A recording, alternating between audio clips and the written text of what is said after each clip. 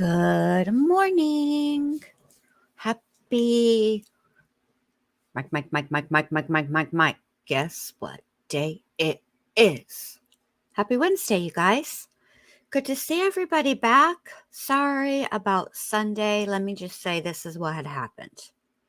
So I had the baby shower to go to with my sister-in-law, and I So I went there like early to help my sister-in-law set up, and it's not her baby shower, it's a friend of ours. But anyway, I went, and I went a little early to help set up, and so then when the baby shower happens, the Cowboys are playing. I'm watching the Cowboys, watching the baby shower, because I only knew like 4 or 5 people there. And then there was the after baby shower party at my sister-in-law's house, so that's where I went, and you know how that book goes, you get into the cups, and you be forgetting that you have a YouTube channel that you are supposed to go live on.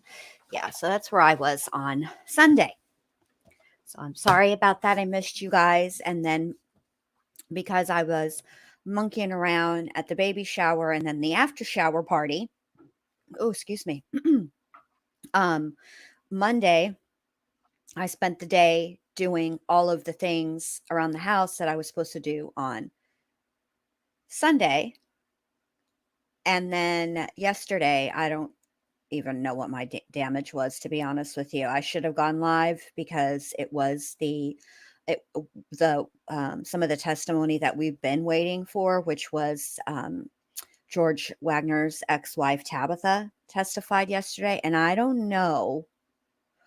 Okay, well, see, hey, let me just say good morning to you guys. Good morning, Nonstop Mom. Good morning, Jennifer. Good morning, Rochelle. Good to see you guys. Good morning, Kez Chick. So, me either, but I've also never been to a baby shower where they served alcohol until I've been to, but evidently that's how Florida does baby showers, which, listen, I'm for. It was more fun with a little alcohol on board, not gonna lie. And I wasn't even like drinking hard liquor, it was just sangria, but it was really good. Anyway, so yesterday, Tabitha testified, and we didn't have court Thursday because of the sick juror, and that juror has been replaced. And so Tabitha testified. So we'll go over that tonight because they're about to start court. But I watched. So Tabitha actually started her testimony at the end of Monday. I believe it was at the end. My days are completely thrown off, you guys. So I'm probably going to be stuttering around, etc. You know how I roll. All right. So I believe her testimony started. I know it started Monday. I'm just not exactly sure when. So she was testifying yesterday, and I watched her testimony yesterday up until lunch. And then I stopped watching, and I had intended to go live last night, but I felt like I needed to prepare a little bit more because it was going to be a lot of testimony. I mean, that's a lot of testimony when even if she, I know she testified more after lunch, but even if she had stopped at lunch, that was that still would have been several hours of testimony to go through. And I try to give you guys at night the highlights, so I wanted to be better prepared for that. But anyway, did you feel that way, Jennifer? Because Jen, it's hard for me to call anybody named Jennifer Jennifer, and I know you said you go by Jen too. But yeah, there were parts of her testimony where I felt like she was holding back. So when I was watching it, obviously I have the chat scrolling, right? And every once in a while I would look up at the chat. I think I know I did. I made like 2 or 3 comments in the long crime chat because, sometimes you just have to comment, you can't help it.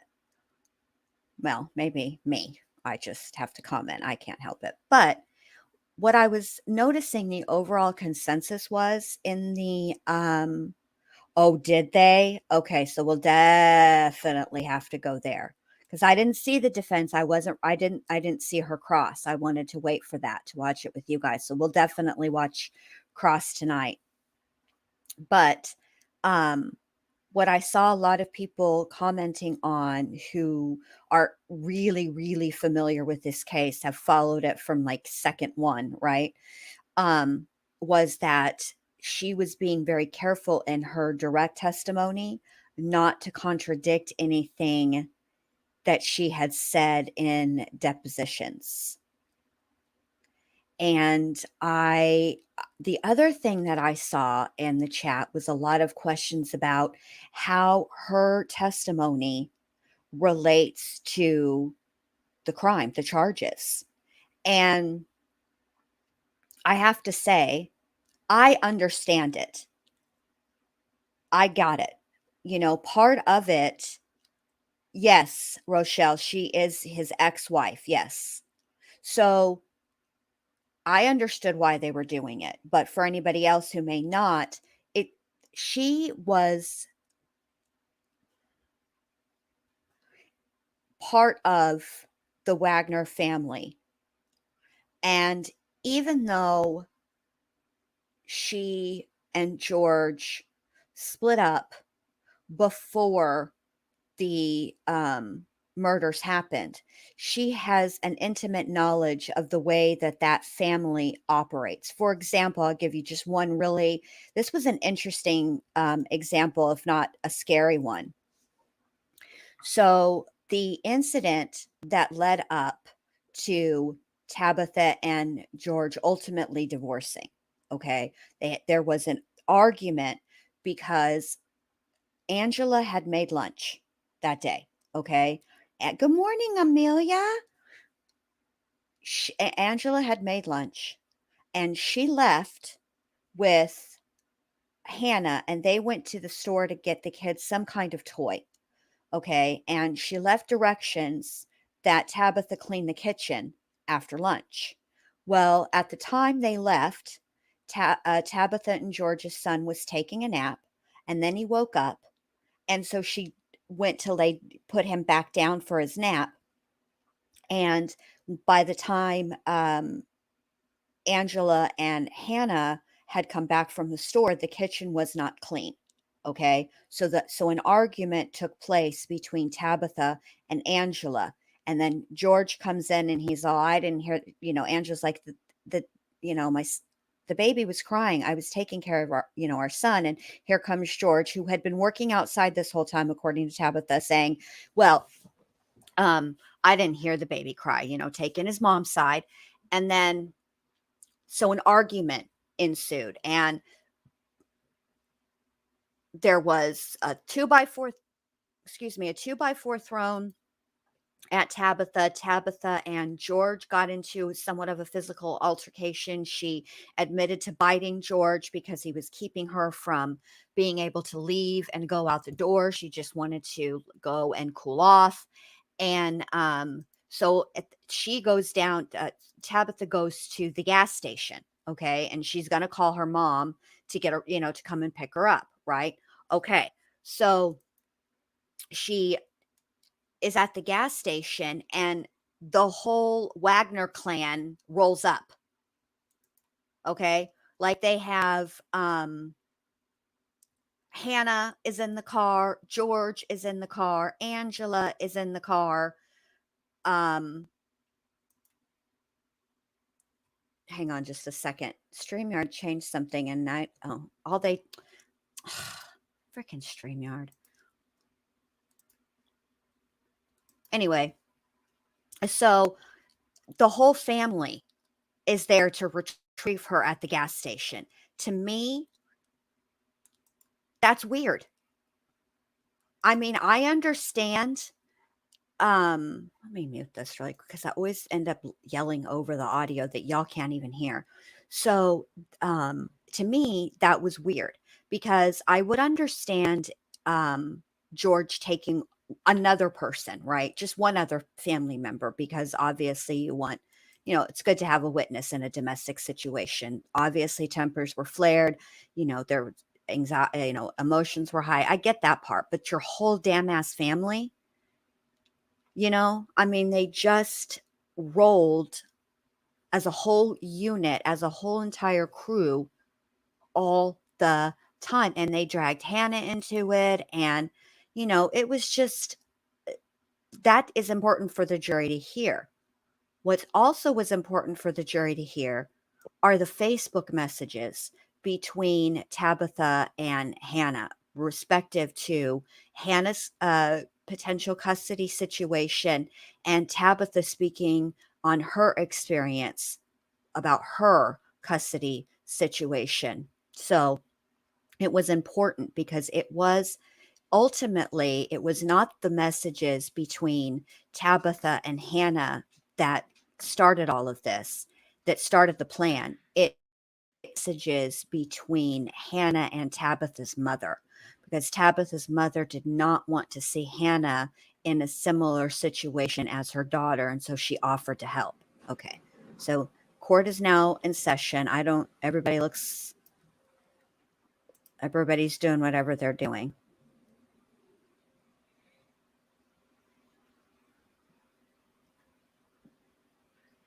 Oh, Jennifer. Well, we'll definitely have to watch that.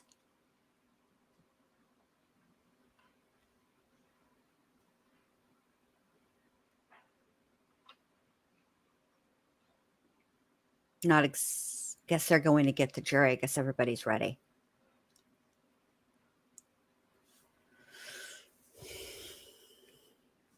Oh, and again, I wanted to remind everybody that we're also going to go over the testimony from Hannah Mae's boyfriend at the time of the murders, because that's important testimony to hear as well.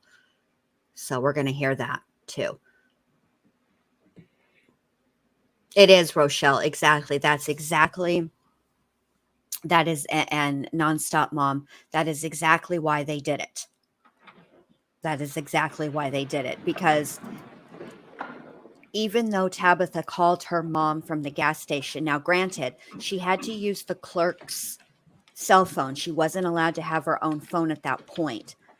Her mom was still 2 hours away from getting her.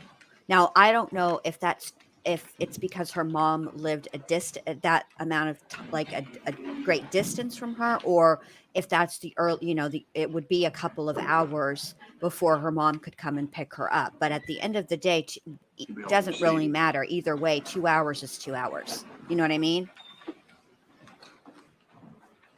Good morning, ladies and gentlemen of the jury. It's good to see you all here as we begin another day of trial. We're the state side of the case. Is the state ready to call another witness? Oh, yes, Your Honor, we are. All right, can you do that, please? Thank you, Your Honor. The state would call Special Agent John Jenkins to the stand.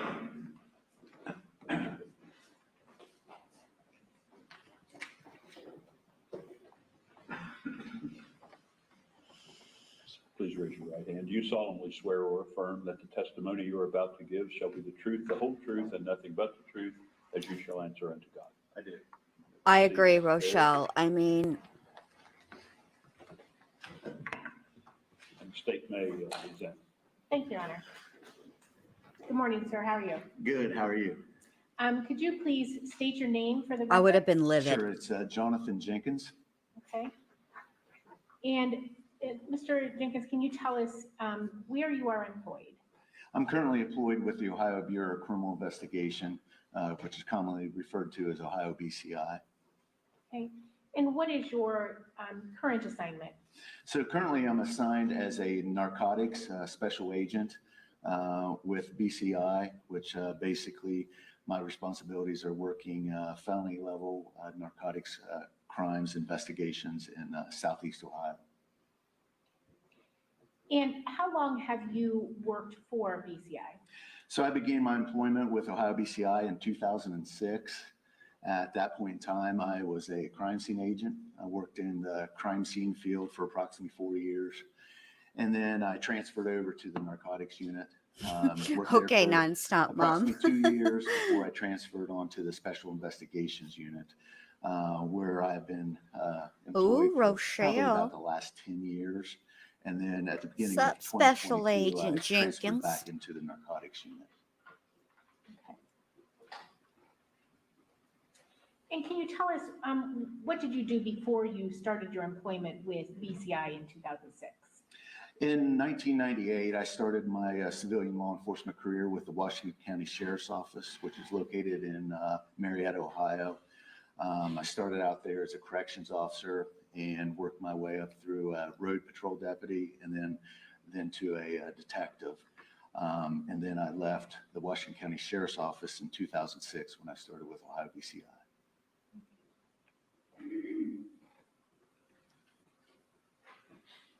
So during your time as an investigator for Washington County Sheriff's Office, what kinds of offenses did you investigate?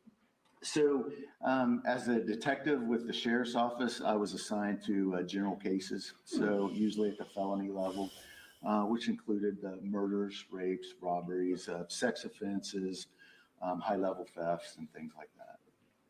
And trigger warning.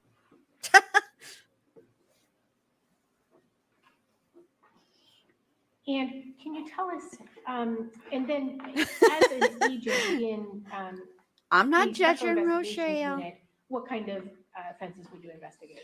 So there are various types of units at BCI, and I've mentioned a few of them. The crime scene unit, which basically is the agents that go out and process crime scenes, take photographs, collect evidence, and things like that. The narcotics unit, which I'm currently assigned to, is again usually higher level narcotics investigations, dealing with the dealers and suppliers of narcotics into a local area. And then the special investigations unit is more of the agents that go out and actually knock on doors, conduct interviews. Yeah, I don't judge. Look at the evidence in the case and kind of put the case together, present it to the prosecutor's office and things like that. So those types of crimes that we get involved in at BCI include the murders, rapes, robberies, officer-involved shootings, public official corruption. Special Agent Jenkins is giving y'all the vapors. And can you tell us a little bit about your education? Did you go to college? If so, where, and what degree did you obtain? So I graduated from the University of Dayton with a Bachelor of Science. Sometimes degree, I think, what with a if I major was in ever criminal called for justice, a witness and they that asked was my in might tell us I also about have yourself some and about your experience education? from the U.S. I'd have to just military. say, I was in the military police. I'm smart. I served The end. approximately 8.5 years in the United States Army Reserves and was honorably discharged. Hey, Yvonne, thanks for captain. popping in. Good luck at the My dentist. civilian law enforcement education started with the Ohio State Highway Patrol, where I attended the basic academy, which is a little bit different from what the troopers would go through, but it's a Or else basic I'd have to academy list my for, education as regular police GED, officers and deputy sheriffs. i.e. good enough diploma in the School of Hard Knocks. And did you obtain a I police seen some officer things. certificate? Yes, I did. And since that time, since you first began your employment, your career in law enforcement, I got a have you PhD in received sussing out online training BS. as part of your work? Yes, so we have continuing education and several different types of advanced law enforcement training that agents can attend. I've attended in excess of about 1,700 hours, different topics that include death investigation, homicide investigations, interviewing and interrogation techniques, obviously crime scene processing, narcotics investigation work, officer-involved shooting investigations, and various types of different topics related to law enforcement investigations. Okay. And during your assignment with the Special Investigations Unit, or SIU, was there a certain area that you were assigned to? Yes. Yes. So at that point in time, we were divided in the state into That's where I went to the University of quarters. So Life. there was the southeast part of the state, the southwest part of the state, northwest and northeast. I was assigned to the southeast portion of the state, which covered approximately 23 counties. Washington County, where I live currently, and then also Pike County is part of that area that I was assigned to work in. And as a part of your job requirements, do you also provide testimony to jurors when there's a trial in one of your cases? Yes, I do. And can you tell us, Special Agent I Jenkins, agree, as Jennifer, part of your this- work, you were employed in Okay, the let's SIU just- unit in 2006. Let's just turn him down. That's He's correct, smart. yes. We get it. You just went back to narcotics the beginning of this year. Correct. Okay. And can you tell us, as during that time, Yes. April of 2016, So were you one of the yes, agents Rochelle. that was So assigned you're to 100% investigate, correct, the Jennifer. 18 This is where I'm homicide I'm involving having a Lathan? struggle. Now, there is a Tell us what there's the a nature of that difference was when you first, between me came saying forward, how that you- I'm struggling. It's not because I do not believe that George Washington Wagner IV wasn't there, wasn't an active participant in some form or fashion, whether he held a weapon or not. Okay, that's not my point, but because it's different for. It's one thing for us to know that or feel or not know, believe that, right? And then it's another thing for it to be presented in court and the way it's coming off to the jury. And that's at the end of the day who is the one who's going to decide guilt or innocence. And I feel like at this point we are on week number 3 of this trial, which is set to last hey Corky 6 to 8 weeks. And there's not been a lot of tying it together. But see, this is the thing, Nonstop Mom. Yes, you are involved in Ohio. You are involved, whether or not you actually pull the trigger. You do not have to be a principal to the crime to be part of the crime. Being present, not doing anything to stop it, not informing law enforcement, all of those things that I do believe that George Wagner is guilty of. But what I'm struggling with is the way that this case has been presented thus far. I have not seen anything presented thus far that really ties George Washington Wagner IV to this crime, to these crimes. And that's where I am having some concern. And again, yes, Jennifer, especially if they haven't followed this case from the beginning.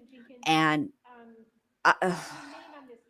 I'm holding out hope because the prosecution seems to be doing this in an extremely methodical way. So at home, I just don't understand how we're at this point in the trial, but we've already had so many expert witness testimony, and there hasn't been a lot of tying George to this. I don't know if they're going to do it later on when if they put on someone that has examined the phones and the data from the phones, the Cellbrite, whatever. I don't know. It's a little concerning. That provided more area, more room for all the investigators to meet on Hey, on a daily Tony. basis. Yes, yet. Without disrupting the. But they function got of the Pike Police they need Department. to That's correct, yes. Okay. And did that ultimately then switch out to? it's getting a little monotonous, babe, and they're Yes, going to that's have to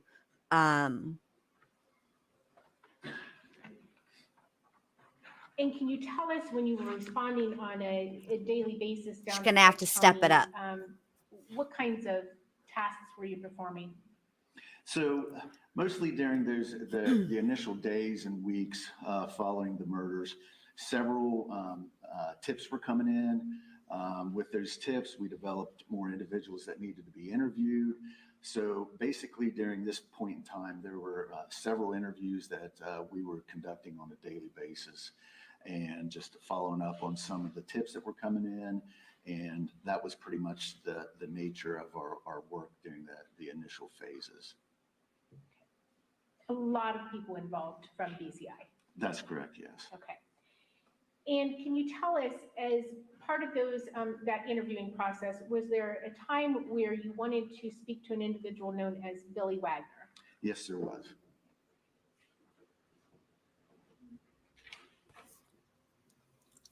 And can you tell us why you wanted to speak with Mr. Wagner? Sure. So one of the major things that you have to do during a murder investigation, especially when there's an individual that's been, killed in such a cowardly manner, and you have no idea who any suspects may or may not be, is trying to find out as much as you can about that individual. I mean, I don't disagree. I'm just a little shocked. I'm, family, coworkers, I wasn't and ready. things like that will give you a lot of insight into the type of person that he or she was, and maybe lead you down a road to a suspect or some clues or some different types of evidence like that. So with the case of Billy Wagner, it was really no different. We knew Billy was the grandfather of Sophia, who was the daughter of Hannah Roden. So obviously being a family member, that's somebody that we needed to talk to. The Roden family, once you get to know them, a very large family. So, if one person was murdered, 2 or 3 agents or 2 or 3 investigators might be able to do that victimology of finding out as much as you can about this individual in a fairly short time. But when you have 8 people that's been murdered, it kind of pushed us back a little bit on our time frame on getting everybody talked to. So we were eventually able to talk to Billy, and we were just really wanting to ask him questions about how he knew the Rodens, how he knew Chris Roden, how he knew Hannah, and get a little bit of insight. And that task became difficult due to the fact that when we Yes, stopped by the Rochelle, house, yes. Billy wasn't always there. If we went to his mother's house, it's a Well, Flying you have W. sweet dreams, Billy Kazchik. wasn't always Thank you there, for or being if he here, was, he babe. doesn't answer the Hey, phone. if you So it guys became, haven't done so already, could you quite give me a consuming thumbs up on the task stream? I until would finally we greatly were able to, appreciate it. track him down and get an interview with him. Okay. So when you indicated that you would stop by the house, what house are you referring to? Sure. So the house I'm referring to is the house that the Wagners were living in on Peterson Road. Rochelle, I feel And that when you stopped the there, you indicated custody that he wasn't home. was What a other part of it, but what I other think there was individuals? other On things. occasions, there would be some. There were other Angela might be there. I situations did at talk to play here Angela as at one well. I point in don't think time, that the but custody thing usually was we the stop by, nobody would answer the whole phone deal. or they weren't home. Okay. I mean, And when you stopped by, I mean, it is Billy, you let entirely him know that you possible. were Human looking for beings do Billy. really Correct. messed up things for all kinds of reasons and no reason at And you all. indicated you So also it's checked possible. It his just seems mother. like this What is made you just check so his mother? extra. Well, there was some information that maybe Billy wasn't always staying at Peterson Road, that maybe he was also staying at the Flying W Ranch, where he was taking care of his elderly father. And were you able to make contact with him at that location? No, we were not. Not initially. Okay. Did you make contact with him, with anybody else that was at the Flying W? Yes, so his mother would be there at times, and then also his sister. This is weird. did I'm you going to also see let if them this know is that you were happening on looking my for phone. Hold on. Yes, we did. Yes.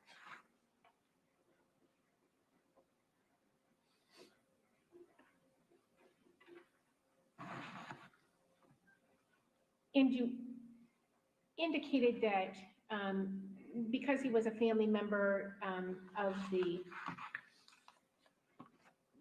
victims, or was the grandfather of one of the victims' child, that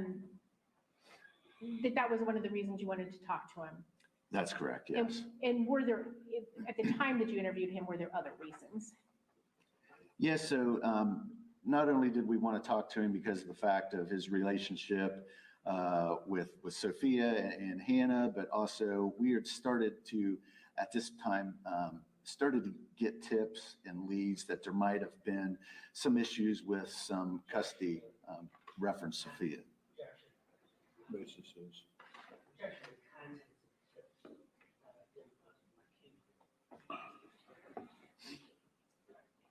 Well, all right, the contents of the tip, I will sustain the objection to that, and the jury will disregard the contents of the tip.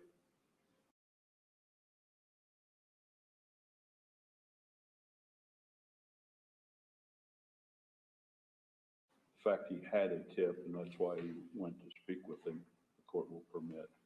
Okay.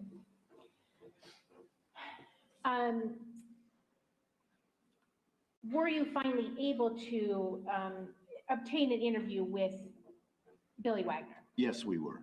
Okay, and just for the record, Billy Wagner also, his birth name is George Washington Wagner III, correct? That's correct, yes. But he goes by Billy. Correct. Okay. And can you tell us how that interview came to? Thanks, Amelia. Sure. So, I appreciate at that. point in time on this particular day, I'm trying. I'm I seeing if that will work. received a call from I don't Special know Agent what Mike this Trout, who advised Mac me laid that on he them was able last to make night. I contact woke up this morning and he was Billy sleeping on my Wagner. laptop, so who knows what the During heck this, he did. telephone conversation, Billy said he was going to the Kroger's here in Waverly, Ohio, to pick up some groceries for his father, and that we could meet him there in the parking lot.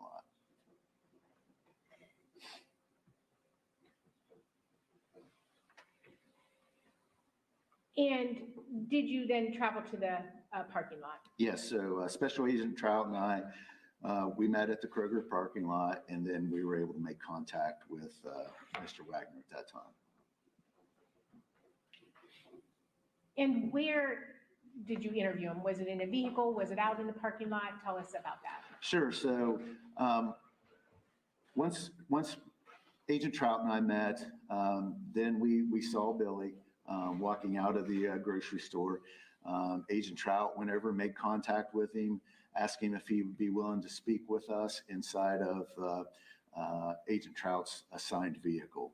So at that point in time, Agent Trout was driving a Ford Taurus, and we met out in the parking lot out in front of the Kroger's. Agent Trout sat in the driver's seat. Mr. Wagner sat in the front passenger seat, and then I sat in the rear passenger seat. And that's where the interview took place. And was this interview with Billy Wagner recorded? Yes, it was audio recorded. And after the interview is recorded, do you preserve that recording, and is that kept with the investigative file? Yes, of course it is, yes. At this time, Your Honor, I would like to play that recording for the jury. Yes.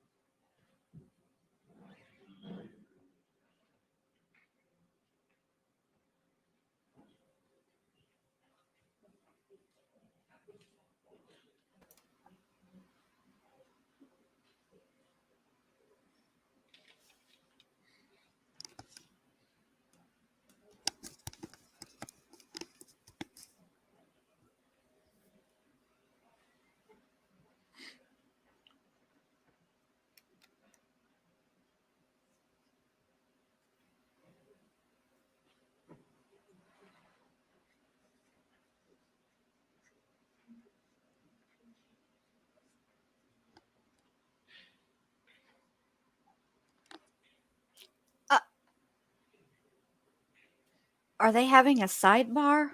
What's happening here?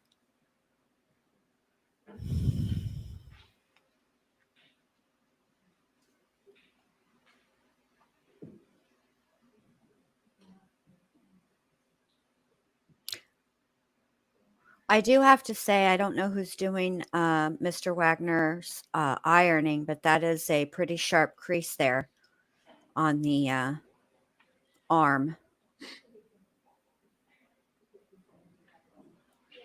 Oh, they having a huddle. Okay. Ah. That's what I thought it was about, because but then you know how I got distracted. It's very easy for me to be distracted. I'm very easily distracted.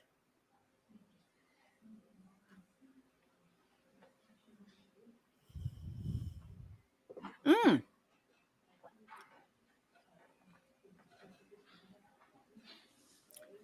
Um, I I don't know who's in charge of working the camera today, but I don't think we needed to be all that up close and personal with that lady's. And I know she's one of the Roden family members. I can't see her face, so I'm not exactly sure which one she is. So I don't want to speak to that, but we did not need to see her ponytail that close. That's ridiculous.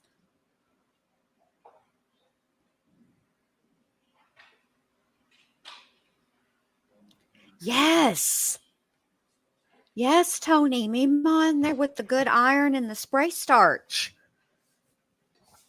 I mean, I'm all for a good crease. I love a good crease. And I'll tell you, my mom taught me how to iron, right? And my mom was really, really good at ironing. And when if you didn't iron right, my mom would be like, no, you're going to redo it. Okay. But obviously, she has nothing on my dad, who was in the Navy. His creases are impeccable, and I never thought anybody would be better than my dad. But my brother-in-law and my husband are amazing ironers. Not that they do it very often, because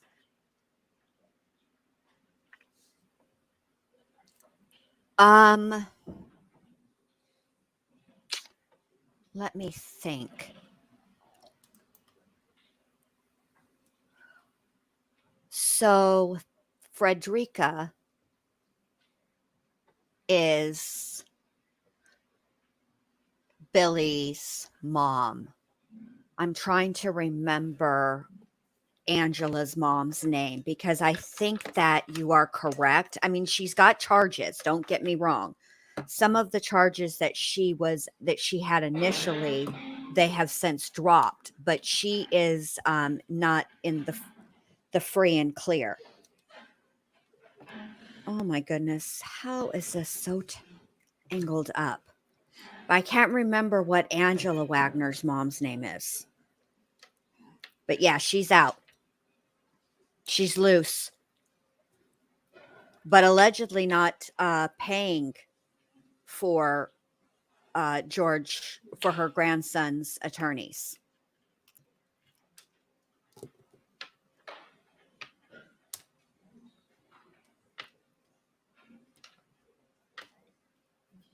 From what I understand, George has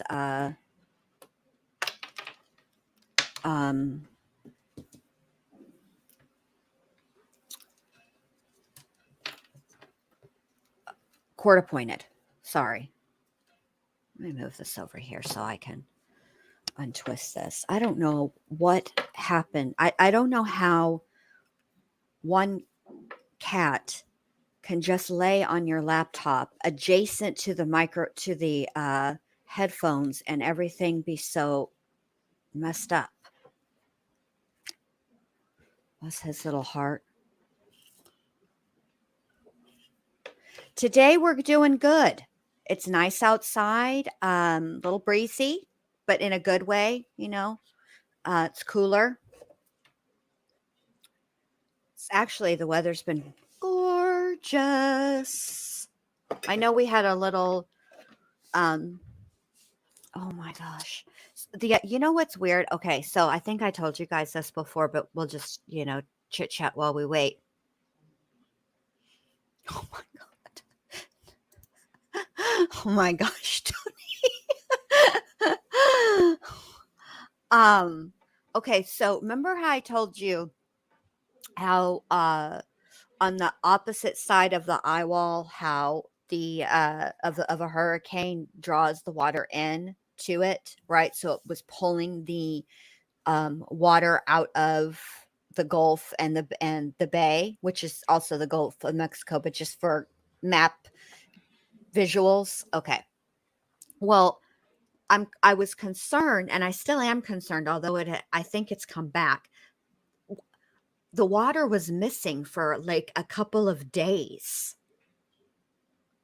and I was like, well, I don't understand how it works. Like, I don't understand how it's missing, and then the storm passes, and then it's still missing, and it's missing, and it's missing, and then it comes back. 'Cause I know, um, Saturday we had like a flood warning because I guess it was on its way back.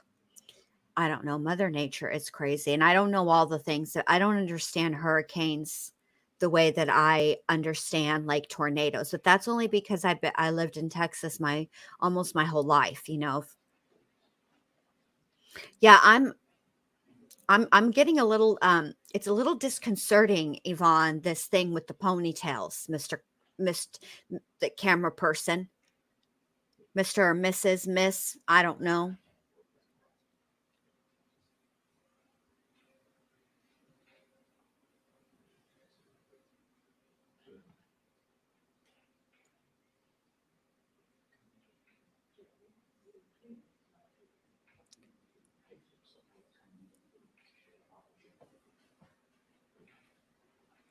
However, I will say whoever is ironing the shirts is doing a fantastic job. But I did see him walk into court today, and he was wearing jeans, and I did not see as good of a crease in the jeans. Yes, like that. But I'm learning. I'm learning.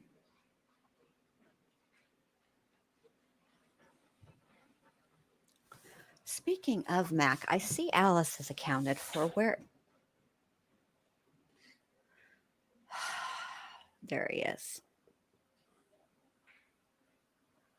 Huh. All right.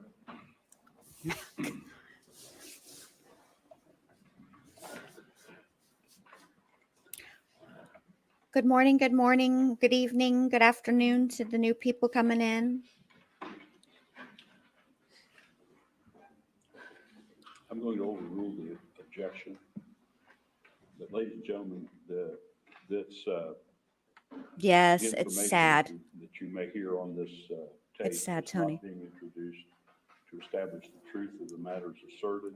It's being introduced for a limited purpose, and that is to explain steps taken by the investigator subsequent to this interview and why those steps were taken.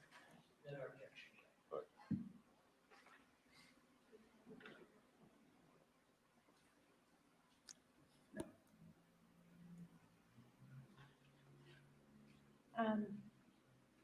This will be State's Exhibit FF1. All right, I'll be right back, but I'll be in chat, so y'all behave yourselves, which you always do. I don't even really need a mod. Please do hold. I'll be right back.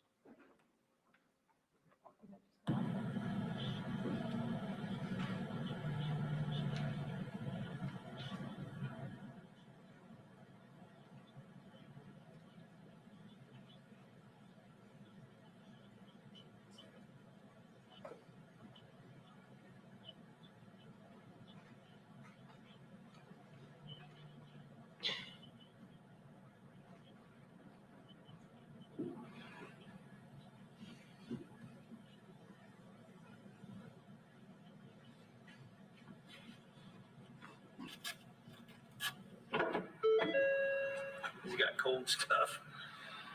He said he's gonna start his truck and turn the AC on. I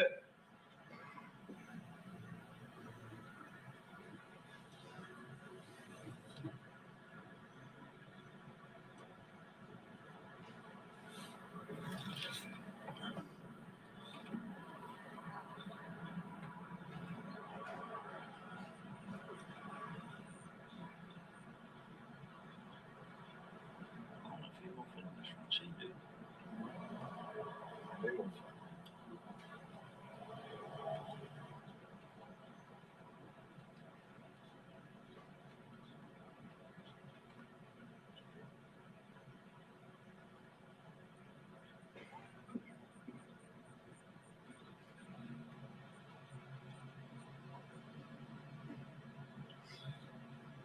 Just need that big old dolly to haul him around.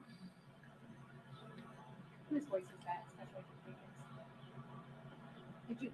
Who was just talking on there? Oh, that's Special Agent Trout.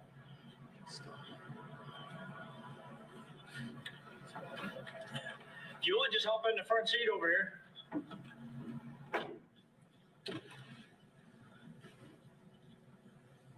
His thumb taped up with electrical tape. Yeah.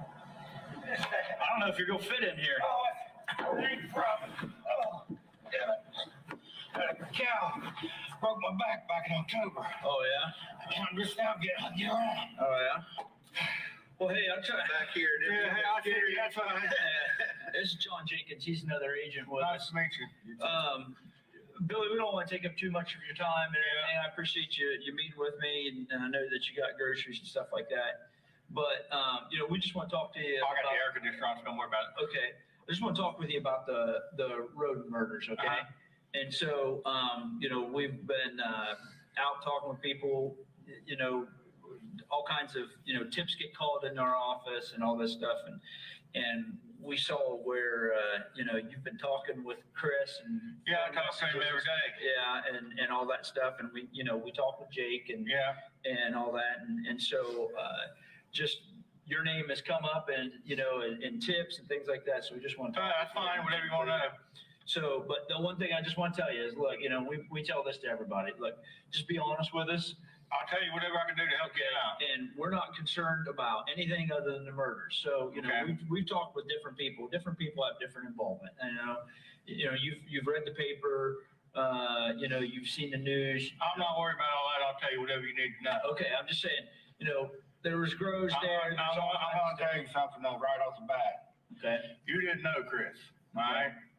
Most of the shit they're talking about was a bunch of bullshit lies. Okay. I mean, Chris, he'd give you the shirt off his back. Well, we've heard that. He was absolutely, there wasn't nobody else like him. Okay. Well, and so that you understand from our standpoint too. Yeah. We've talked with all kinds of people. Yeah. Everybody has a story. We've been getting consistent stories out of people. We hear that there was different business ventures that he was involved in. You've heard the news and stuff like that about the growth and all that stuff. And all that. And so listen, I just want you to understand, we don't care about Let me ask you something real quick. Okay. All right, now, are you from around here? Or are you from like Columbus? No, actually, both John and I are from Southeast Ohio. So we work for BCI. So you're not affiliated with the sheriff's department around here? No, we are not affiliated with the sheriff's office around here. What do you want to know? Okay. Well, and so I just want you to know, just be honest with this. If you were involved with Chris and anything. All right.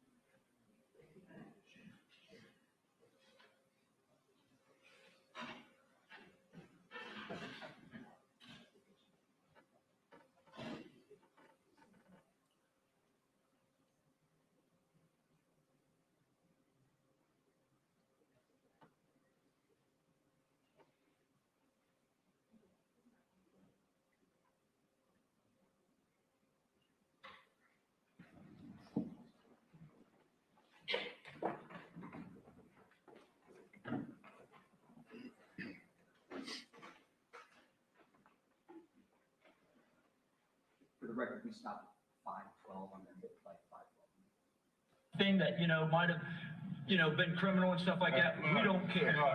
Well, you're right, but I wasn't because, Chris was my best friend, all right? Me and him, we run around all the time. But one thing about Chris he didn't tell nobody nothing. He kept his business to himself. And I'm gonna tell you straight up, I don't care what he done. He was my friend. He done everything for me. Okay. And Chris and me was exact opposites, okay? Chris growed up hard. I mean, scrounged for everything he had, worked his ass off, and he worked every day. They shit, they're making him out like some damn big gangster, a bunch of shit. Okay. Okay. And that's why we want to talk with The you. other thing, he wasn't no saint. Absolutely, Okay. yeah. But Chris never hurt nobody. And the thing is, Chris he don't talk, okay, about anything like that. I mean, me and him, Chris growed up hard, and I didn't. Okay. Right. My mom and dad's always, pretty well, whatever. But we just hit it off, and he was. But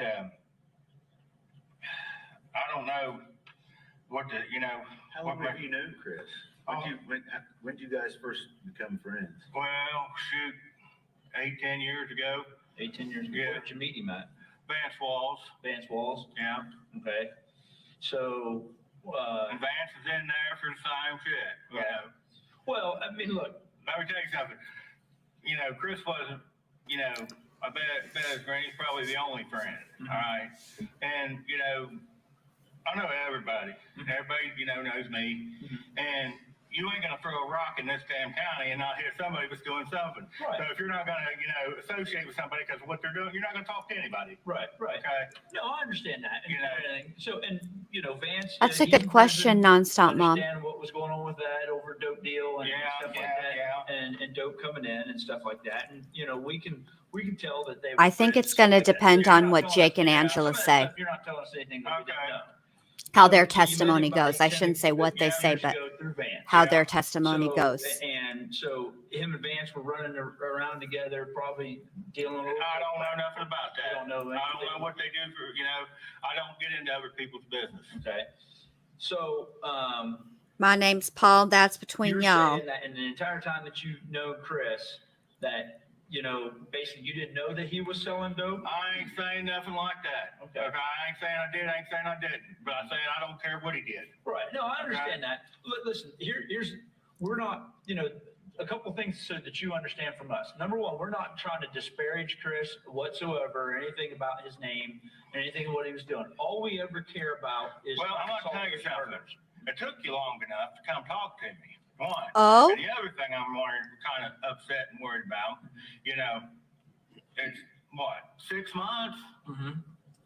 I mean, the way things are today, you can go in anywhere and tell exactly who's been in there in the last 6, and nothing. So, right now, know who's been there, who ain't.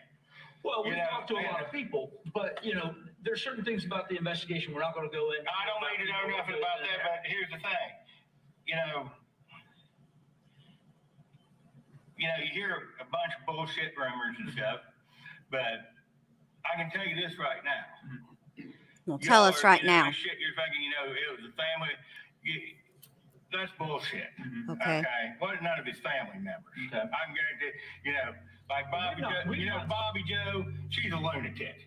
But there's no way in hell. No, we understand that. And there's certain things like and so that you understand, there's a lot of people out here that talk. All right. Well, most of them lying. Most of them, I would agree with you, are lying or don't know what's going on. Okay, well, what do you want? What do you want to know? And I'll try my best to help you. Well, number one, we hear that he was having problems with people. Did he ever express to you who he was having problems with? No, Chris wouldn't have told me he's having problems with anybody. Well, anybody but he did tell me he's having problems with, if somebody was, I thought was picking on him, I wouldn't have been sitting around. I don't know, he's the same way with me. You don't understand. I mean, he's the only person, I ever met like him. He just. No, I understand.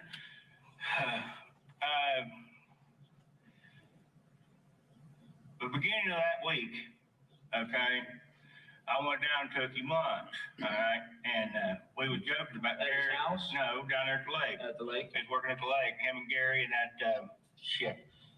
That boy that works for him, I don't know his name. He's a dud. You know where he lives? I know his mom lives out on Camp Creek, and I think he lives down around Portsmouth somewhere. He worked, you gotta know who I'm talking about. Shannon? What's his last name? Miller. Miller. Like real bad dopehead. Yeah.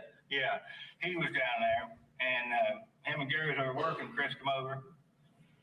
Something been bugging him, all right, straight up for a while. And I got down there, and I told him I was going to get some ribs and come down. We was going to eat lunch. I said, you want me to bring Gary and that other boy something? He's like, yeah, still get him a damn cheeseburger. He worked up and down. But Gary, Gary is it. And so I got him all for him. We went down there, and me and Chris was sitting in the truck, and I was like, man, what the hell is going on? You're acting like, what's fucked up with you? Right. Oh, And he's like, there ain't nothing fucking wrong with me. Okay. He said, everybody thinks something's wrong with me. And he said, even Robin thought I was mad about something, and he was acting weird all that week, but he never said why. Cause Chris, if you got him to say 3 words in a day, you were flying. Okay. But, he just wasn't acting right that day.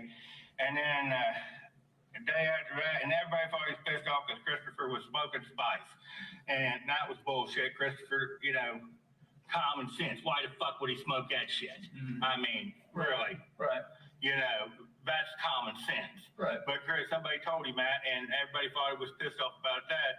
But I don't believe that's what he was upset about, because Chris didn't drink much. All right. He very seldom. He got real drunk, and he's running up and down a damn road. And I caught up with him, and down there at the bottom of Union Hill, and I begged him, got him to go back to the house. I said, man, you're going to get a fucking DUI, you're going to get all kind of shit, and cost you $10,000. I said, let's go back to the fucking house. I said, come on, let's go.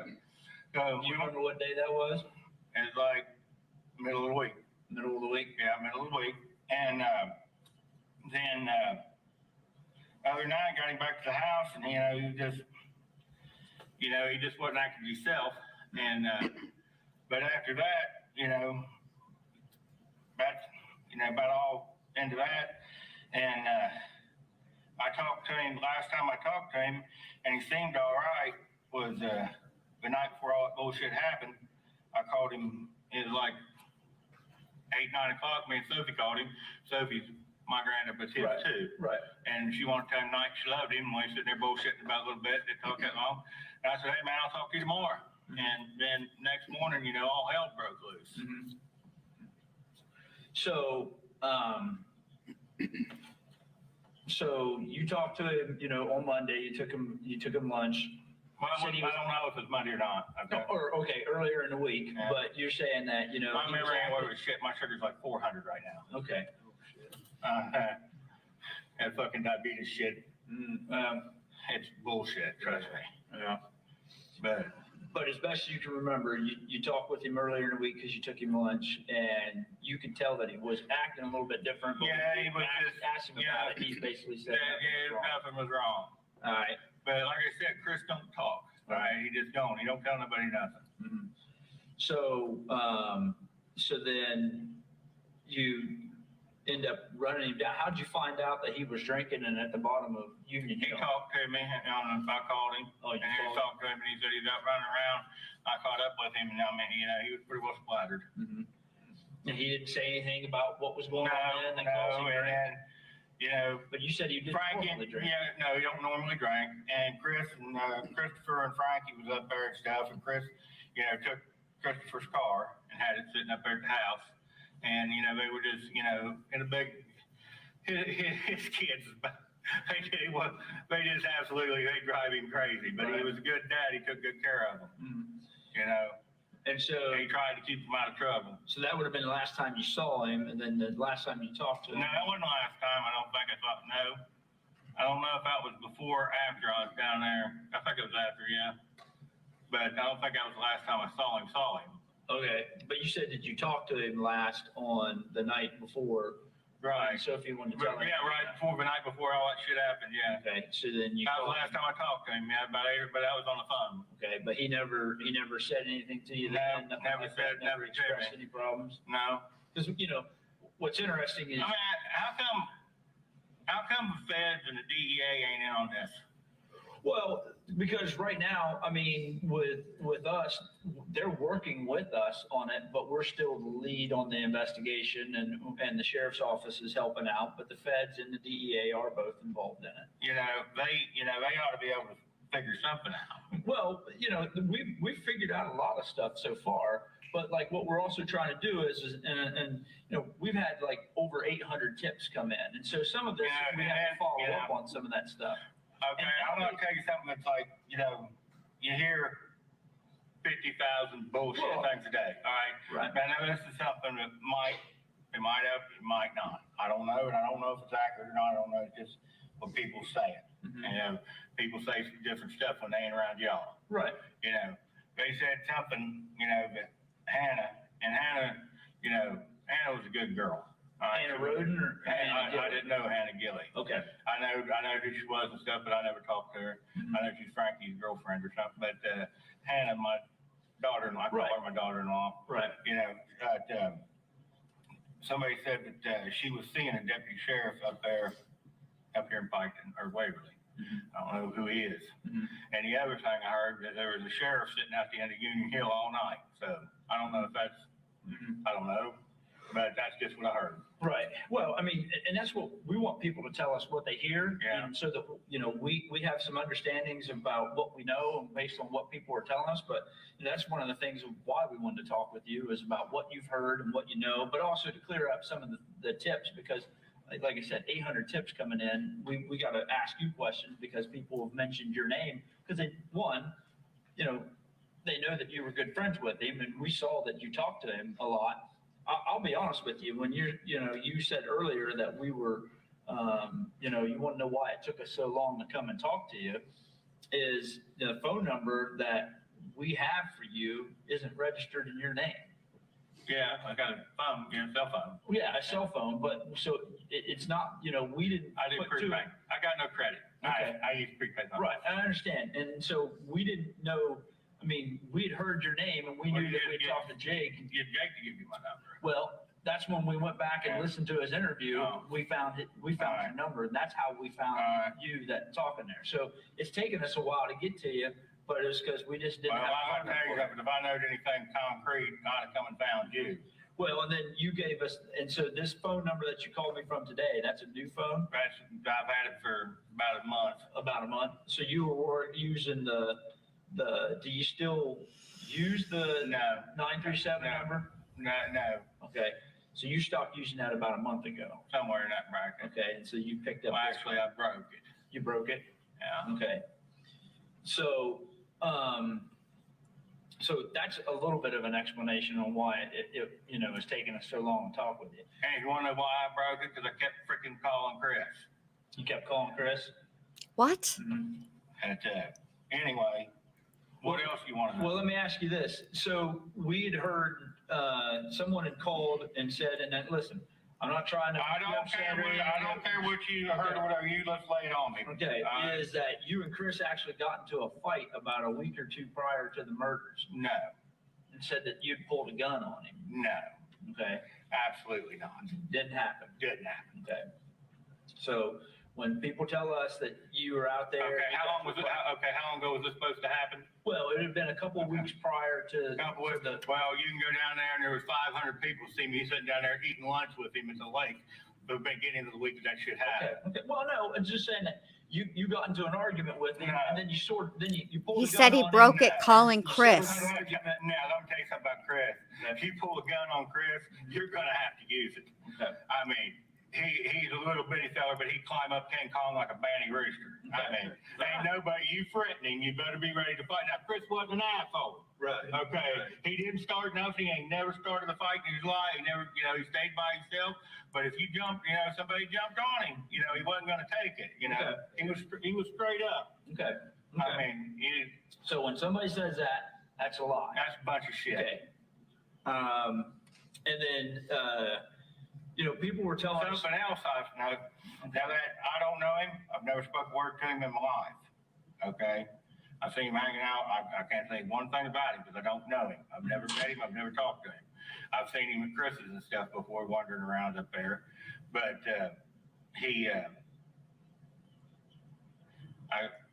I seen him on a newspaper, but he was shaved. When he ran up at Chris's, he had a gripping, scraggly ass, nasty ass beard. Was that Stone Boy? And some people turn around saying that he got $8,000 off of Kenneth, and I don't know anything about him, but I know as soon as that shit happened, he started coming up with some pretty toys. Okay. But you don't know him. I don't know him. I haven't ever spoken a word to him. So other people were telling you that he had, toys. Yeah, stuff toys. like that? Bought him a motorcycle, and that's just stuff that I've heard. Okay, just stuff that you've heard. But I don't know him. But he said he got $8,000. He told the one boy, talking, to people that took $8,000 off his dead damn cousin. Okay. That right there. If he did that, that's kind of a low life Right. mother. Yeah. No. I agree. I'm a dead man. My Did you God. know Kenneth? Yeah, I know Kenneth, and I know Kenneth real well. What about Gary? And Gary was top notch. okay, how long had Gary been living there? Gary lived there off and on most of the time. Most of the time. He'd stay there until he'd go on a bender and get, Gary had a problem, and he'd stay there until, he'd get real strung out bad on something, and Chris would make him leave for a month or two, and Gary, when he got straightened up or got broke, he'd come back. What was Gary's drug of choice? Do you know? He'd do whatever. Whatever Whatever he gets his hands on. But don't take that the wrong way. Gary was No. Gary was all right. Right. Gary, he'd do anything. He was it. Right. And understand, like I said, we're not trying to talk bad about any of them. Yeah, all we're caring about is solving the murders. And Yeah. So we talk with a lot of people who tell us just lots of different things, and we're Yeah. trying to determine, who's telling us the truth and who's telling us lies. Yeah. So some of the stuff that we hear is, just like what we said. Some people tell us, Well, that you got in a fight with them. No. Figure out whether that's true or not. absolutely not. Now, other Me and Chris have never had a crossword. Other people have told us that they thought that you and Chris were business partners. No. Okay. Now, if Chris, I'm not gonna bullshit you. If Chris, I don't care what Chris asked me to do. If he asked me to do something, I'd do it for him because he'd do anything for me. Right. You just don't. There's no way you can understand that. All right? No, I understand. But Good friend. Chris was, I don't know, we was,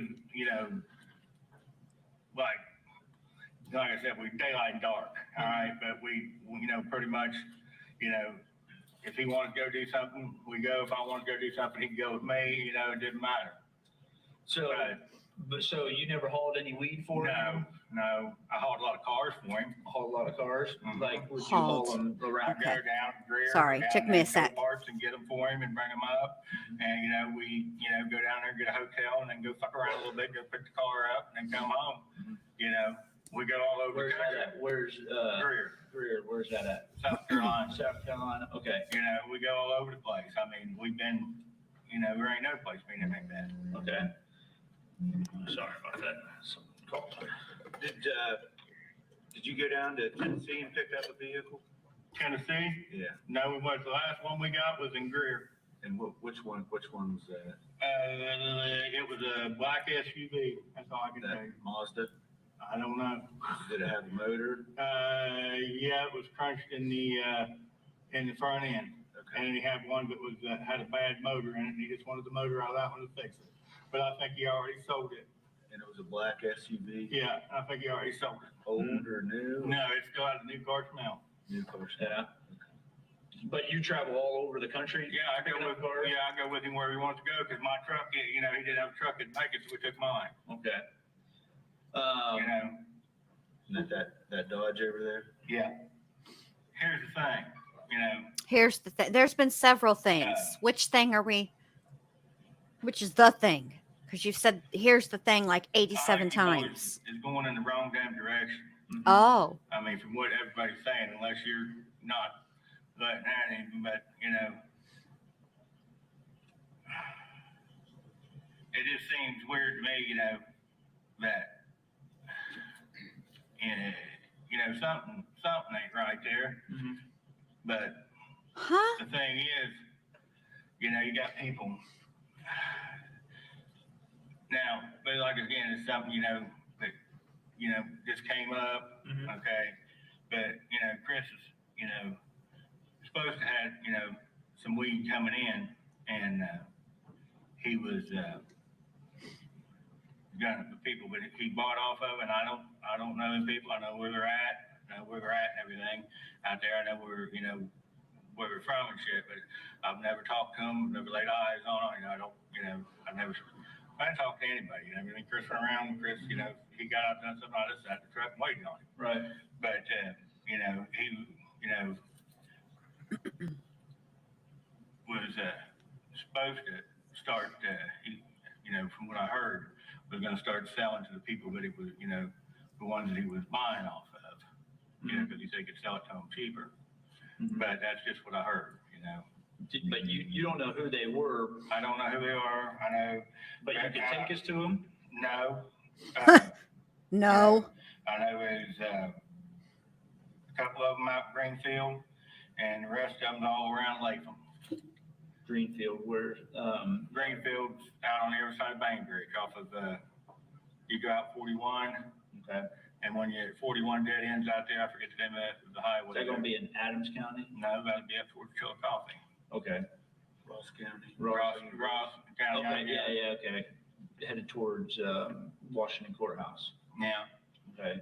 So he was dealing with people up there. yeah, that's where he got his, his shit stuff at. So he would go, I mean, look, I don't, and again, I want you to be honest with us. This is Yeah. information that we need, that's Well, gonna help I'll us. tell you everything I can. Well, and, some of it is, we need information that's gonna help us solve Yeah. these murders. You're his, his friend, like you said, you felt like he was like your only friend. And, so we need everything that we can get. I'll tell you everything I can tell you. So you're saying that when he was getting his skunk weed or his cheap stuff, Yeah, it's getting it out of up there, but the people in Greenfield all work for everybody out of Latham. okay, but you don't know who they were, but could you point them out to us if you took a drive with us one day? I ain't want to help that Or a much. way to be able to find them? Okay, I can get you pretty close. All right. I'll write this down. Okay, all right. You go out to Latham, to the fish hatchery. Okay. When you turn by the fish hatchery and you go up over the hill, like you're going toward 41. You go up to the top of the hill where the carryout is, and there's a road that breaks back to the right. It goes around through there towards Dry Bone. You'll get out there like an old half-ass, sometimes it's running, sometimes ain't sawmill. There's like a little blue-gray house. This side of it, on the right, that's one of them. Blue gray house on Yeah, the right. yeah, little old guy. And I know the old boy. Is that on? Now wait, huh? Is that on Dry Bone? Yeah, no, I can tell you. By No. Sawmill, you said Blue Gray House. Now listen, you ain't gonna tell this shit to nobody in this fucking town, right? No, this is us. I mean, I'm telling you. No, I mean, and I ain't worried about it, I'm gonna be telling this shit to anybody like here.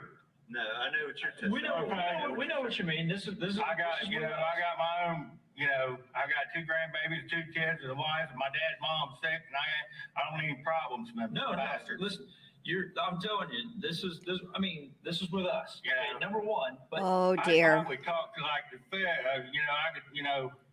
I think that they, listen, let me tell you, this is the crookedest fucking county in the state of Ohio, all right? right? And I don't want to, I'm not good.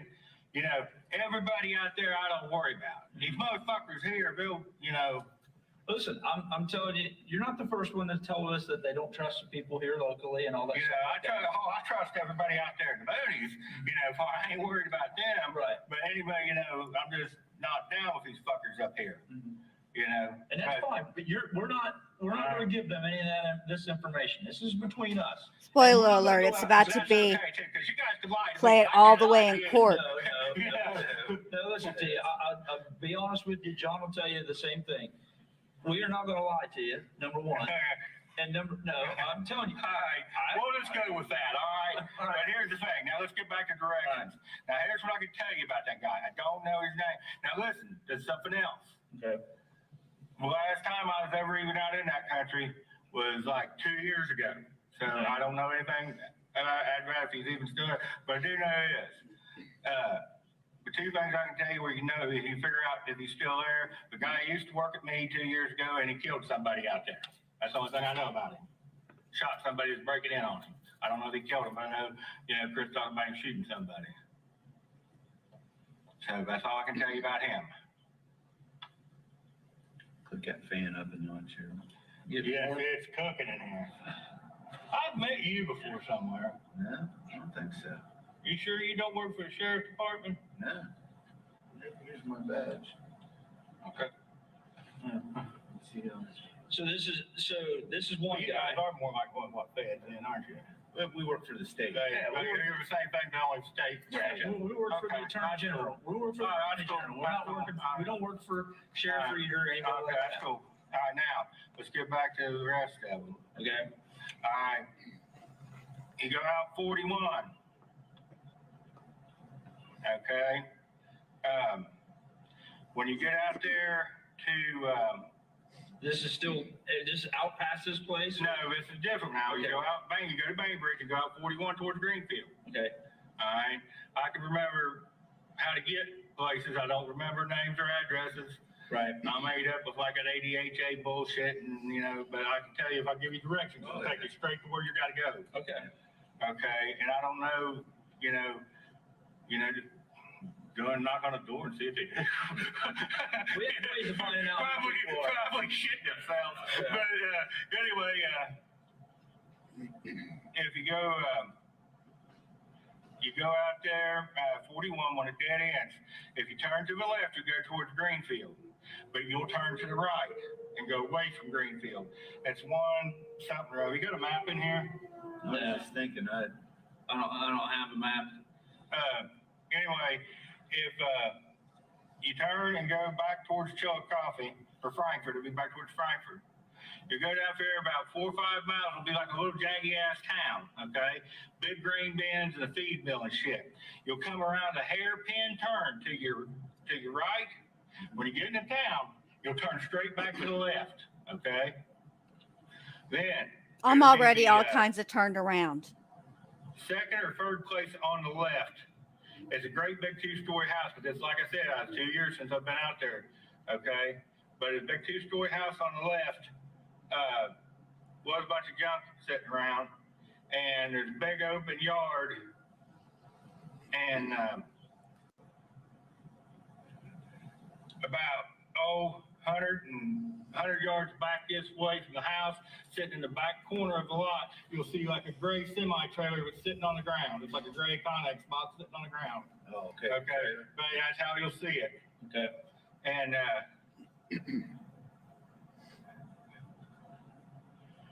the only thing the reason I tell you about that box is Chris said they used to A have fish room in it. hatchery over But, by the fish I don't know. hatchery That's like I said, is some everything I'm guys telling you or some people, I just should say, that What I've heard. I guess But these Chris, are guys that he was. he's saying that's Chris what Roden where he said Sr. he got, dealt you with know, in you the know, multa got, industry. His shit and stuff off of. Okay. All right, What Yvonne, else have was a he great getting rest at of your other than day. weed, Hope though? the dentist I don't goes have any good for you, idea. babe. Like I said, I never did bother asking. Did you ever go on trips with him to like Cincinnati or anything like that? I went down to, I've been with him when he, went to Cincinnati over to, oh shit, Worms Way is the store over there. Oh, Worms Way. Yeah, Did you ever meet any of his friends there in Cincinnati? no. I do believe they're probably going to have to move I Mr. guess Billy I can Wagner tell you into that. PC after this audio. Chris,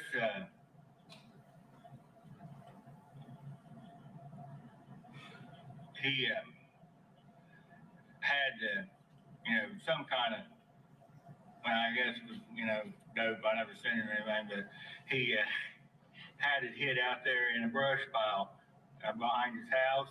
And I never seen him or anything. He just told me about it because he, was sitting there, Joe, he said, "You think you've had a bad fucking day?" I was like, "What?" He's like, "Kids, they always come in there, just nickel and dime him to death, $20 gas, this, that, and everything. They come in there and bought gas, but he's like, "Damn, I can't even get you kids to mow my fucking grass." So he goes to buddy and laughs and come back. But he said, "Hey, Dad, we cleaned up the yard, burnt your brush fire." Oh, shit. He was sick, so I don't know how much was there, but I guess I don't know. I don't even know what it was, but I guess it was a lot.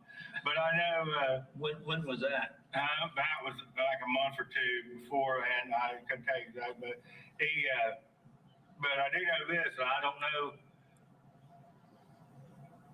the. I don't mean to be ugly, but I don't get the I don't know joke. his name. I don't know who he is, but I can, you can probably figure this out by his phone calls, probably. There's a black guy down around Cincinnati dating somewhere in there, and that Chris talked about, but he, I don't know what he bought off of him, but I know he dealt with the guy, and that's who he owed that to, and he owed, he owed on that. Really got burned up, but that's how everybody trusted Chris. They'd give him whatever because they know he could pay him, but. Only thing I know about the guy is his bike, and he comes, he's like well-to-do, college type thing, but he, he don't, he just gangster. Okay, he never said like what his name was No. or anything like that. No, So is that the only black guy that he would deal with, as far as you that's the know? only one I know, and that stuff about that shit up there, them boys been black, that's a bunch of shit. Okay. That black guy from Cincinnati or Dayton, how often did he come out to Uniontown? I've never known, he never did. I never met him. I've never seen him, never laid eyes on him. I know that's the only thing that's the only thing I know about that is what I've heard from Chris. Okay.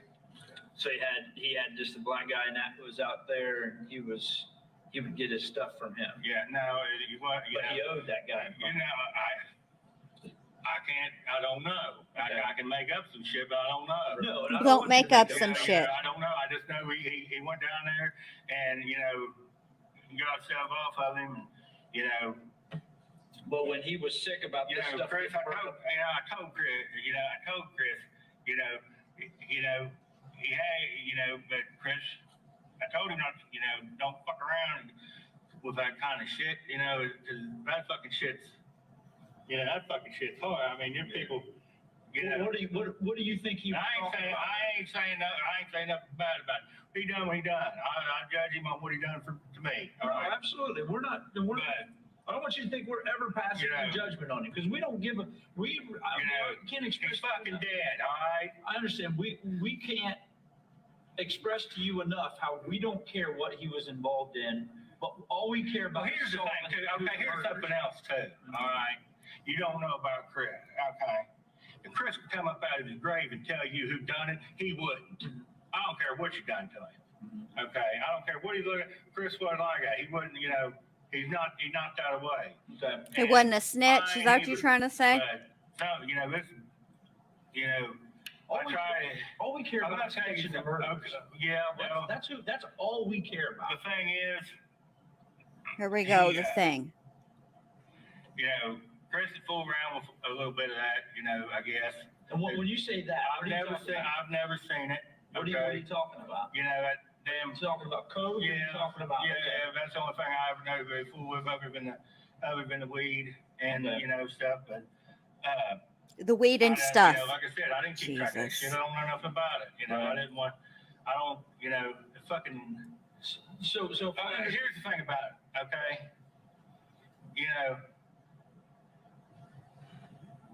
Fucking damn dopers. I mean, Chris wasn't like him motherfuckers, okay? But they're bottom feeding sons of bitches. Right. Hey, well, yeah, they're bottom feeders. Right. I mean, every damn one of them. I mean, they're on that freaking shit, and they killed their damn grandma for $5. Right. And I told Chris, not to fuck, shouldn't fuck around with that shit. But because it just, and it ain't so much, who cares, you know, what happens to the dumbass that's doing it, but, you know, it's a shit that they do, Right. you know, because they're doing it. But you know, I never did, but you know, I don't know how much of everybody what got burned up, but I know it was a pretty good little bed. So he had a bunch of it there that when he got burned up, he was. Oh, he was sick. He was sick. He was sick. I was like, fuck. I was like, you have had a bad day. But he never told you how much. No, he never told me. I never asked him. Okay. You know, we had a different kind of relation. All right. Well, I didn't give a shit what he did. You know, it wasn't none of my business. Right. You know. So do you know of anybody like around here that he would have dealt with other than these people up here? Now, let's see. You got that boy in Cincinnati. Like I said, I don't know who he is, but, you know, it'd probably be, you know, you go by phone, your records, you could probably just somebody out matches it. But I do know this. He was, you know, his dad and mom was well off. Was going to send him to school. He got a scholarship to go to college. He wouldn't go because he wanted to go play fucking gangster. Okay. Okay. But anyway, that's all I can tell you about him. Those ones out there. And there's a guy named Fat Boy out on Dry Bone. I don't know who he is. Don't know what his real name is. Never laid eyes on him. But I know out there on Dry Bone Life, they call him Fat Boy. Okay. But other than that, that's the only ones I know. Okay. He knows an awful lot for someone who ain't involved in nothing. Kind of the bad weed that he had. How much are we talking about? What was the weights that he was dealing with? Chris did.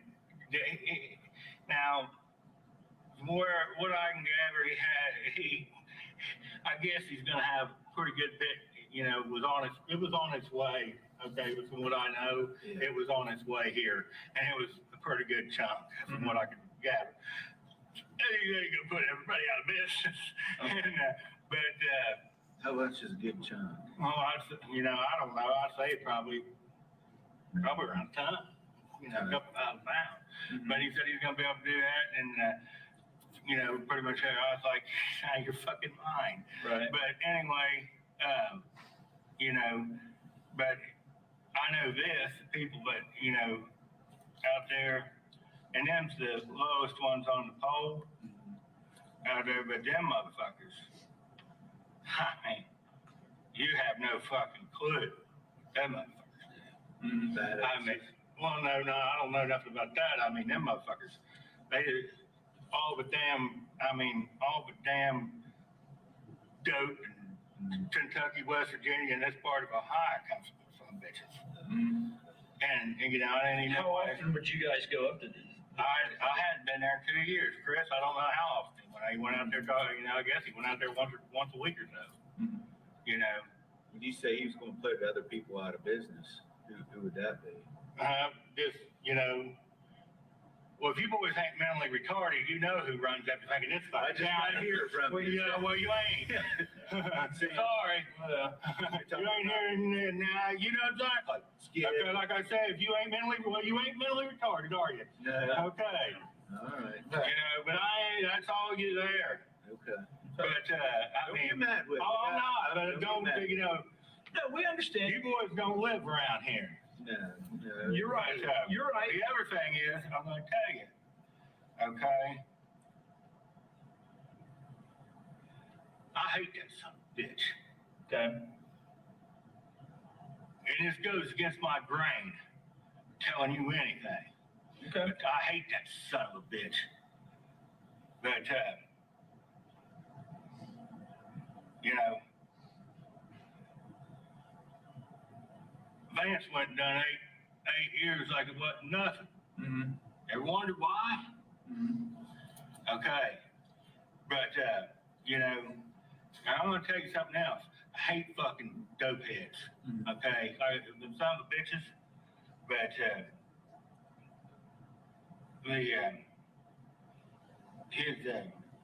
they bring in, I mean, that one boy, he brings in fuckloads for him. Who? I mean, he's his cousin. He's a surveyor, and he runs. That's what it. And I mean, I was out there one time with Chris's cousin? No, Lathan's cousin. He's a surveyor, or used to be here in town. but he goes out there and he's one that brings it, not all of it, but he brings in a lot for him. And, you know, I don't even know if he still lives out there. He lives out off 772, halfway between Chillicothe and Skid's old store down there. But he, I think his first name's Russell. But now listen, I'm gonna tell you something. You show any of this shit. I'm not any of this shit. These motherfuckers down here, it'll be in Latham before you get to your fucking car. I know, we know that. And if it gets there, I know who fucking done it. Well, Oh, let me now ask- you- let me oh, just say, sweet why do you think we're meeting Jesus. here and not meeting at the sheriff's office? Okay, well, I wasn't coming down there. I understand. I wasn't coming down there. But I'm just telling you, why do you think we're meeting here talking I'm about gonna tell you cars? something. You know, Chris, like I said, he's my best friend, and I always told him, you know, me and him, you know, our plan was gonna buy a fucking bar on the beach and just sit there and, you know, get drunk, sit on the beach, and you know, play with the strippers. Yeah. You know, but It's not bad like but, you know, and I kept telling him, I said, man, what the fuck you get? You know, I kept telling him, what do you fucking keep doing that shit for?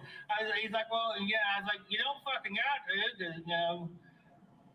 I don't need no, you know, I'm a trust fund, bro. Right. You know, I can do what, you know, I was going to buy, I told him, I said, I'll buy the motherfucker. Let's go. Yeah. You know, So, I was like, so you had money on hand and stuff like that? No. For lending money or? No, I ain't got money on hand. Just mom and dad got me a big trust fund. You know, Okay. I You just don't have to really work. I do. You know, I just take care of my dad. Right. You know, No, that's fine. I take care of my dad, and you know he can't walk. I got to get him up and down, and I go get him. If he wants chocolate cake at 4 o'clock in the morning, I go find him a fucking chocolate cake at 4 o'clock in the morning. But Dad's worked his ass off all his life. You know, he came from nothing, and I mean every bone in his body's been broke. Right. Yeah, some of them What do you do times. for a living? He broke horses. Oh, really? I mean, he was just absolutely the world's best. It's like a walking fucking tornado. You know, I couldn't keep up with him on my best day. I'll be damned. But, you know, up until he was about 70, he could hang by his damn toes off a rafter and sit there and do fucking sit-ups hanging by his fucking toes. Wow, are you I couldn't notice it when he was 70. I'll be You damned. know, but my mom's a Sunday school teacher, and it took him 50 years to get him to quit drinking. As soon as he quit drinking, it's straight off a fucking cliff. Hey, in 5, 6, 7, 8. He can't hear, can't walk. His spine's fused together, arthritis, and he just everything's been broke on him. He can't, you know, he just. I know we're not allowed to, but low key, I kind of wish I could see But that, George's you know, face, which we're allowed to, but really, I want to see the juror's face. I wish I could see that what they're look, what's the look on their face while they're listening to this. And he's like, you know, no. He said, I gotta get my. I was like, you know, well, whatever. But you know, it ain't. But help.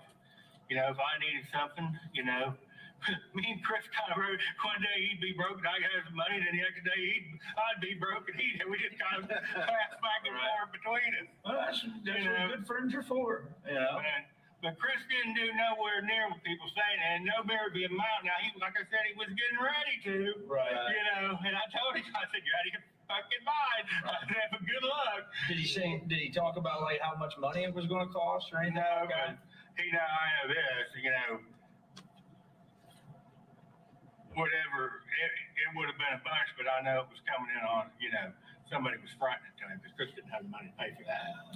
You know, they were going to front it to him. How do you know? But everybody fronted Chris because they know he was, you know, Hang on a minute. But I'd say it's probably $35,000 went up in smoke. I'll guarantee you. Hang on. You know. Okay. I got a question here. This was my question. He started off essentially saying that Chris Sr., if you could get 4 words out of him, you were doing good all day, right?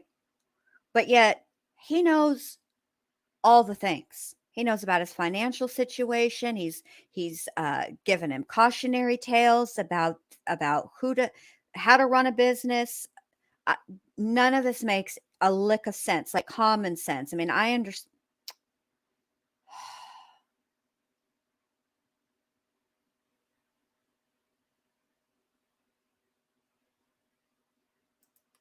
Anyway, welcome back, Nonstop Mom. That's not what the sigh was. It was the virus thing. Always wanting to. I'm busy, and they want to just run that, run a scan. Anyway, and he says Chris wasn't a talker either. Like he as far as he wasn't a chit chatter, but he also didn't discuss his business. So then why? How do you know all these things, sir? See, you're literally contradicting yourself. But I will say this: I have a strong suspicion that Mr. Billy Wagner is going to be in PC by the end of the day. He didn't, whoever had that didn't have to worry about it because Chris would pay it, Right. When it probably took him a while to get it, but, as soon as, he got some kind of, influx, he paid it, because that's what he was. Chris wouldn't fuck nobody. Yeah. Well, I guess, one of the Well, see, if you're the type of person who is, my name is Paul, and that's between y'all, or my name's Bennett, and I ain't in it, you don't know things like this. You know what I'm saying? He knows a little too much for being a casual observer. things that, that puzzles me a little bit about it is, Hey, you Rochelle. think those Welcome boys back, up babe. in Lathan, I bet you look adorable. I think for Chris and those guys there, but then to get all the way to Kenneth too. I haven't got a clue, I Do don't you think know. those, was Kenneth a part of all this with Chris? Kenneth and Chris and Gary run around a lot together, and like I said, I know Kenneth and Kenneth, Kenneth's a good guy. I mean, he real, I always smile, laughing, and I don't know, but Kenneth was always, he'd jump on somebody in a minute. I mean, you look at him sideways, he'd jump on him. Right. But, Kenneth and Gary and Chris, they all kind of stuck together, and then the rest of the family, they done their thing, and Chris and Gary didn't do their thing, But, it's like, well, I probably talked to Brady. I've met, and see, that's something else that's real weird. Okay. Brett Hatfield, you can see Brett's living room window from Kenneth's house. Mm-hmm. Okay, it's just right there. Right. And then Brady, ain't a mile up the road. Right. But them Brady never, but I know I've never done anything about anything, neither did Tony. But because I've talked to Brady maybe 3 times. And Tony, I probably, I've known Tony, but I've maybe talked to him maybe 5 or 6, 8 times at the most. Mm-hmm. I've talked to him more now since this shit than I've ever have. Right. But I don't believe they know anything about anything, Right. Correct, Tony. Does Tony work down there at the lake? At the lake, yeah. Okay. But he worked down there at the lake with Robin and them. Mm-hmm. And could Robin have been business partners with him or anything? no, absolutely not. Okay. Let me tell you something. Robin's a genius. I mean, he is. I don't know him that well, but I mean, that boy came from nothing. And I mean, he's smart. He don't have to do nothing like that. But So he just kept Chris around to just. they work for him. Yeah, they work for him. And they've known each other all their lives. They growed up together, I guess. Okay.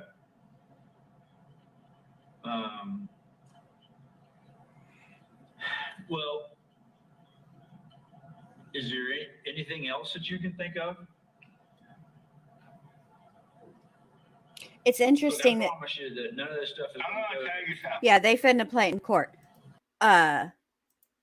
What's interesting is that, and I know they're not done with the audio yet quite, so doesn't sound like there's a whole lot more to it, but I'm curious about this. So remember when Billy said, y'all are looking in the wrong direction? There was no follow-up, like what direction should we be looking in? And I'm curious if they're going to circle back to that or they're just going to let him talk. Only thing I can tell you is from what I heard, all this shit y'all going, and that fuckhead down there talking family, that's bullshit. But I'm gonna tell you something else. Something like that fucking shit together.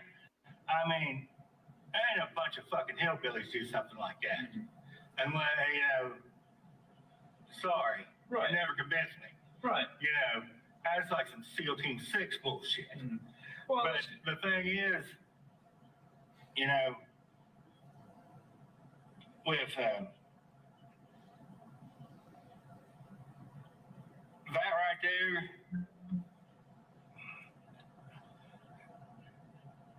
is, well, I mean, it's like I said, what I've heard, I don't know for sure, but just what I've heard is those motherfuckers would sell for like $1,150, $1,200, and from what I've heard, Chris is going to be able to cut $200-$300 a thing. So who do you think it was going to go to? So that's a big hit in the financial fucking pocket for You're somebody. talking pound. Yeah, pound. Yeah, and that's a big damn hit Right. for somebody. But Especially when you're dealing with, you think an actual ton. yeah, that's a lot of fucking money. That's a lot of money. But it. But like I said, and from where I, I'm pretty sure that whoever, he was and I don't know this shit, okay? Never asked, did not care, but I'd say that it was some of the same ones that, Right, Tony? Vance used to run with, is what I'm pretty sure of. But is where it was coming from, but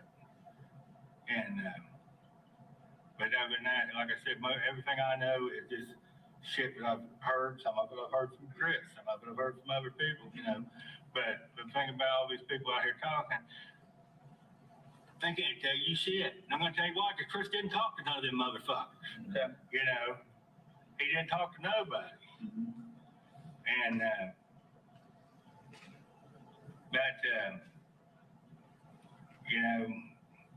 I don't know about that Carver boy. I've known him and his family for, since they were, since we was kids.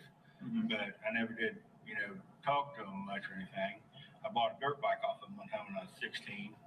But other than that, but I know them boys, they fuck around a lot. The Carvers? Yeah, I mean, they've been in and out of prison for that shit all the time. But I don't know anything, I know he was, that Gilly girl, Hannah. Right. At Frankie's Right. girlfriend. Frankie's girlfriend. Yeah, that, I guess that's his stepdaughter, and he was out there a lot. Okay. Andrea Carver. I don't know. That would be, I think, James, I think's his name. Andrea Carver would be one of the. The only ones I know is Stoney and Harry. Yeah. I know Stoney, I know Harry. That's the only ones and Jerry. Harry. Jerry's dead. Okay. That's the only ones I know. Harry Carver. Huh? Harry Carver. Yeah, Harry. Okay.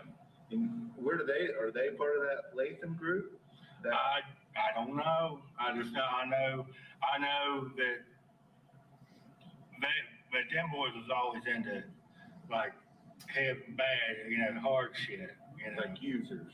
Yeah, well, they were users and they sold lots of it, but they got busted and they went to pen for it.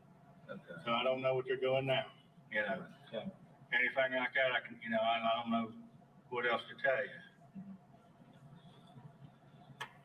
So you're saying all that you know about really is the Lathan boy, the boys. That's what the only thing I know is that's where he got his commercial at. And I know, from what I heard, he was going to start selling it to them instead of buying it off of them. And those boys, They work for Lathan. they work for Lathan. Okay. Gotcha. But and like I said, on Latham, I know, now this ain't like recent shit. This is like back before, Vance got sent off, Vance, when he was getting ready to go, Vance, he was real bad strung out on fucking dope. I mean, I guess he just, but he talk a lot, and he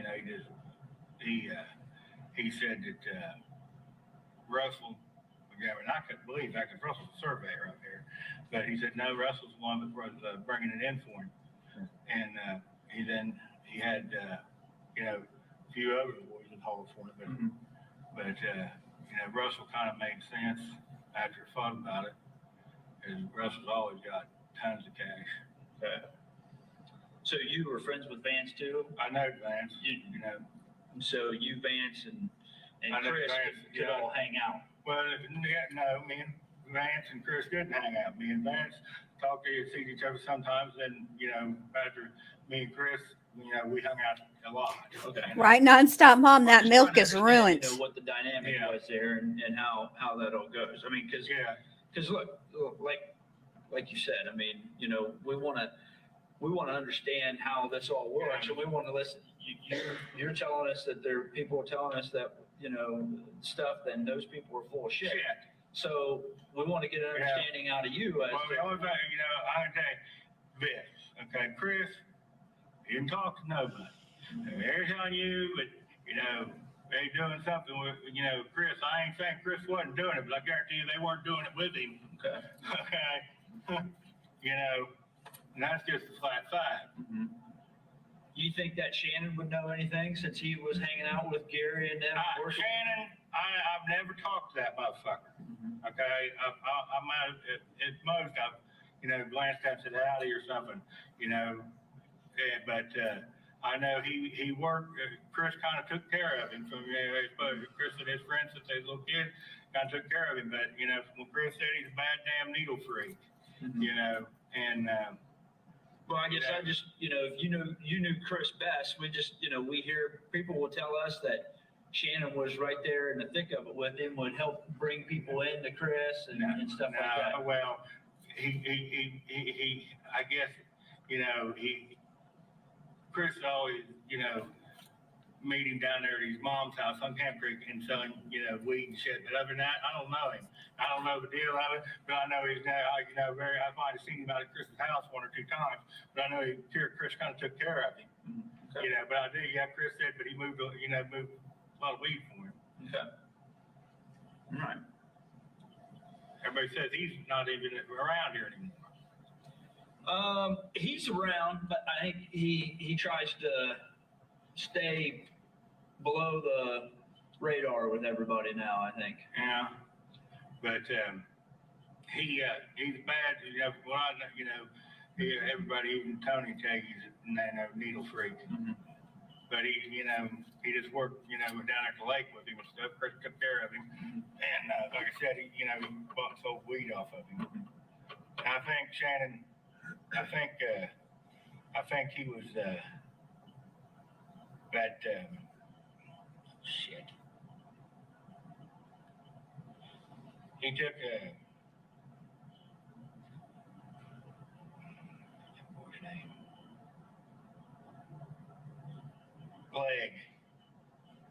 Leg boy, and another one, you know, excuse my language, but they call him Nigger Craig. That's it. Jeez. Yeah, if you ask me, you take it, Nigger Craig. Oh, really? Okay, but they run back and forth. Shannon run back and forth over there. You know, Chris told me that, so I don't know anything more about that. But that's the only ones between them and the ones out there. But I know that Chris flew with. But I know there's probably, you know, more. But Right. I don't. Yeah. Okay. I didn't go around.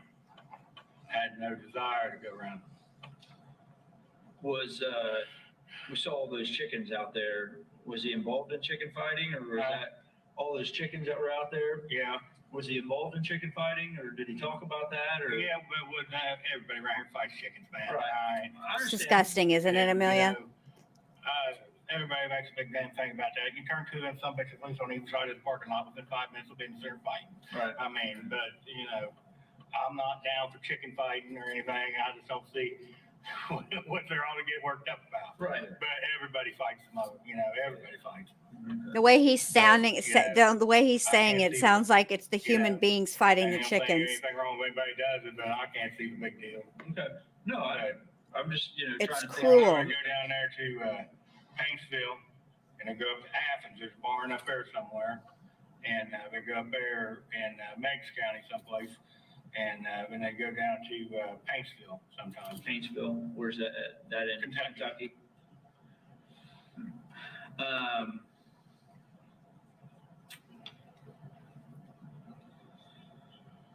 So if I got it straight, so you're saying like, you know, the weed that Chris was growing, that was, you think that was the stuff that he was going to start selling to the people in Lakeland?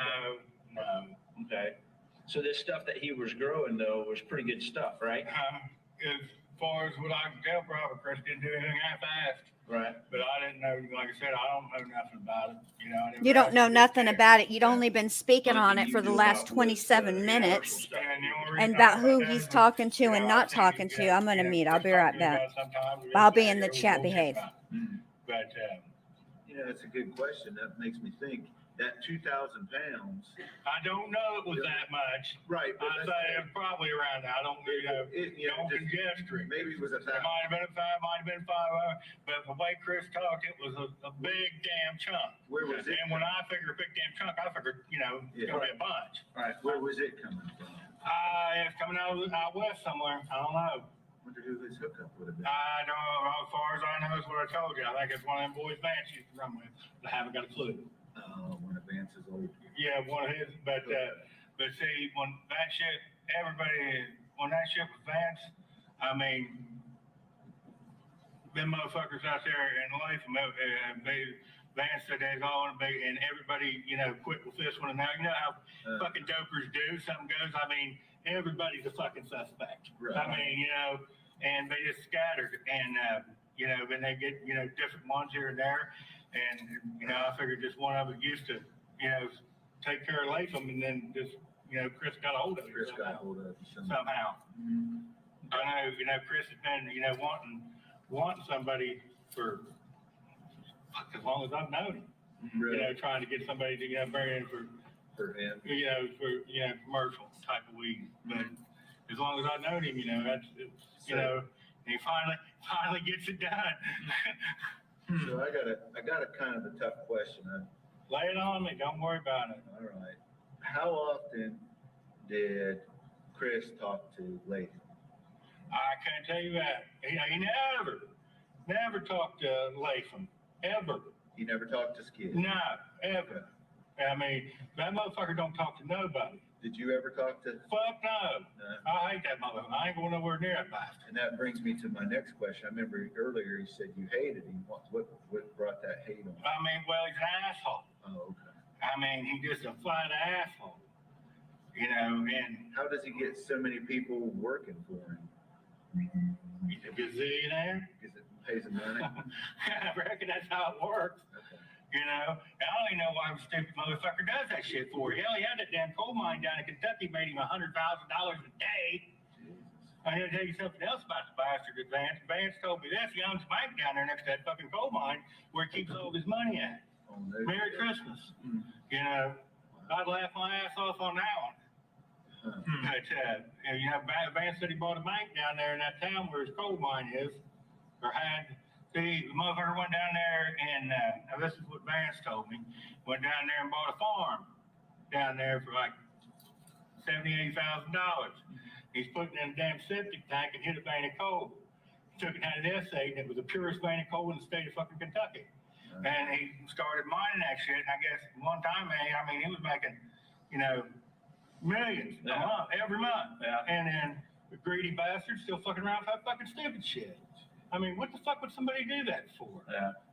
You know, if I made 1 month's work of a fucking mine, I'd be sitting on a fucking beach. Yeah. The rest of my damn life. But, I hear you. you know, other than that, you know, Chris, that motherfucker, Vance done all his running. Okay? Vance was the only one that ever was around that bastard. So Vance was the only one that Yeah. Skid trusted and Right. do a lot. Right. And, you know, Vance, Vance was sitting there, you know, I remember his old lady begging him, bawling. She's bawling, you know, for him to do something, not to go to fucking prison. And Vance is like, you know, he's like, hey, you're fucking lying. Right.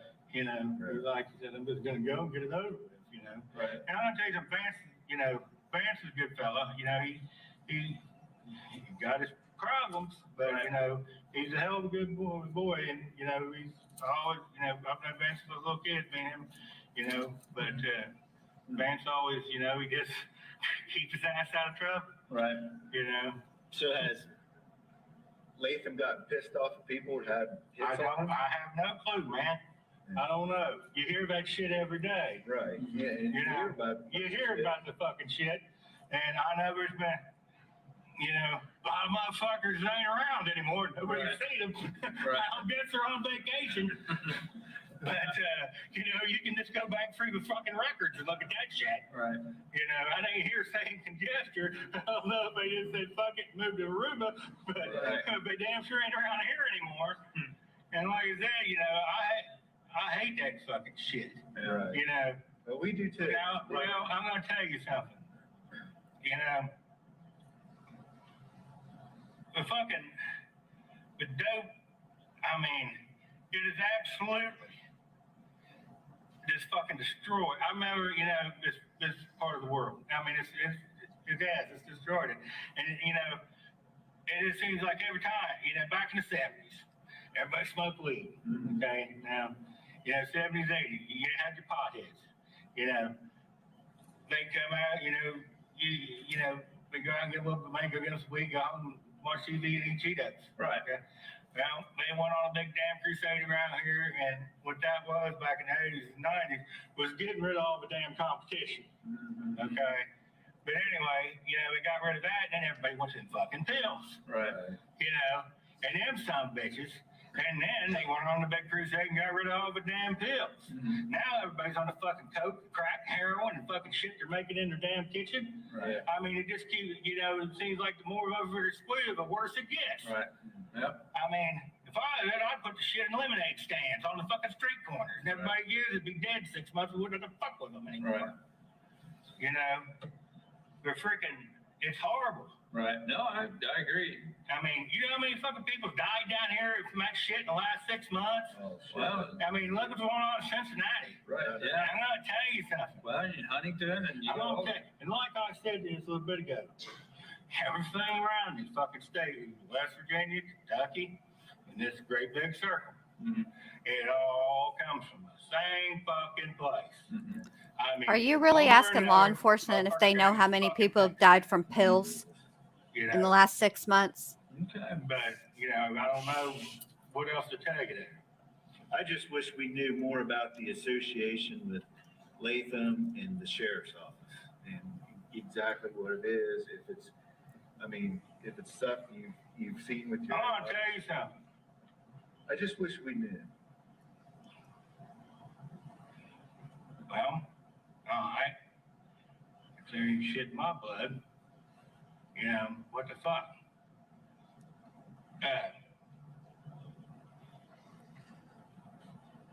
Top dog down there, him and his brother used to work.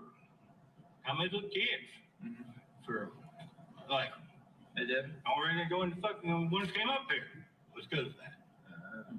Him and his brother.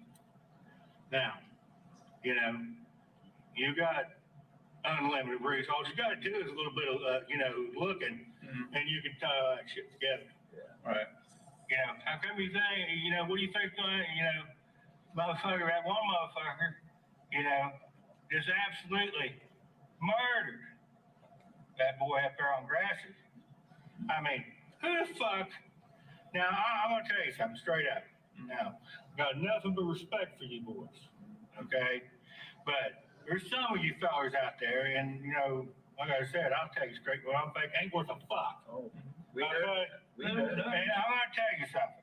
I can see you want to go home at night too, okay? That's what they always say. But like that boy here a while back on the freaking news, that little black girl was running across that yard, chasing that other boy with a butcher knife. That cop said stop, she didn't stop, and I'm going to tell you something. Wilder couldn't have done that shit any better. He drove down and legged that little, rolled her. Right. Took her to the hospital, patched her up. There is no reason for anybody to shoot somebody that is unarmed and kill them. I mean, shoot the motherfuckers in the leg, you know. But, you know what I'm saying? Right. You know, and, you know, that shit. But these motherfuckers around here, like I said, they murdered that boy up our grass. Like I said, he wasn't unarmed. He's crawling up out of a damn ditch. His car was stuck. How the fuck could that scare you? I mean, if you're that damn scared, stay home under your damn bed and order Chinese. I mean, but I know you guys got a shit damn job, but if you ain't careful, you can get killed real damn easy. Right. I mean, but my God, you gotta have a little common sense. Right. You know, don't be just fucking, you know. But when that shit happened, then the cocksucker turned around and shot his damn neighbor and killed him. Right. Now I got $50 to $1 says that motherfucker don't do a day in jail. They're putting on a big show or something, but he, you know, if he does, it's not going to be very damn long. But that's the way they all do that here. I mean, it's like a fucking sewer. But see, when that guy happened, and then the other Henderson retired, then they slipped the other one in there. And I'm going to tell you something, he ain't going nowhere. How much you want to put on it? I guarantee you he's going to win the election in a landslide. Guarantee it. Right. So, but you're saying that they both worked for Lathan then? Well, I ain't saying shit. You know, like I said, if you ain't mentally retarded, you just gotta take a look. You can figure this shit out. Right. I mean, my God, I got a 6th grade education, and I can see what's going on. Well, it's easy to cover a lot of shit. Well, it's easy. It's easy to know what's going on, but locking it down is a little bit harder. Right. You know, Right. I understand where you're at. Right. But So I guess when you said. but I'm gonna tell you something. I wouldn't be telling you shit. But you know, them motherfuckers. You know, Chris was. You know, like I said, you didn't know him, and Hannah was. You know, she's brat. She's just pure brat. I know I called her. She was my brat. Right. You know, and we'd go somewhere and she'd call Chris up and she'd be like, you know, you bring me something back, Chris, like that. She's like, oh, let me talk to Billy. Right. And then Chris said, you sound like I spoil her. I was like, but man, she, you know, and, you know, Jake, he's running around like a fucking, you know, he acts like she's still coming home, you know. I mean, he's like burnt and, you know, don't know what to do. And then Sophie, you know, the only reason I'm saying shit to you boys, I don't give a fuck. No, I don't do that. You know, Chris would be ashamed of me. Right. You know, Well, but you know, we just want you to understand. You don't want to catch these people. yeah, well, I'm gonna tell you something. You're looking in the wrong damn direction.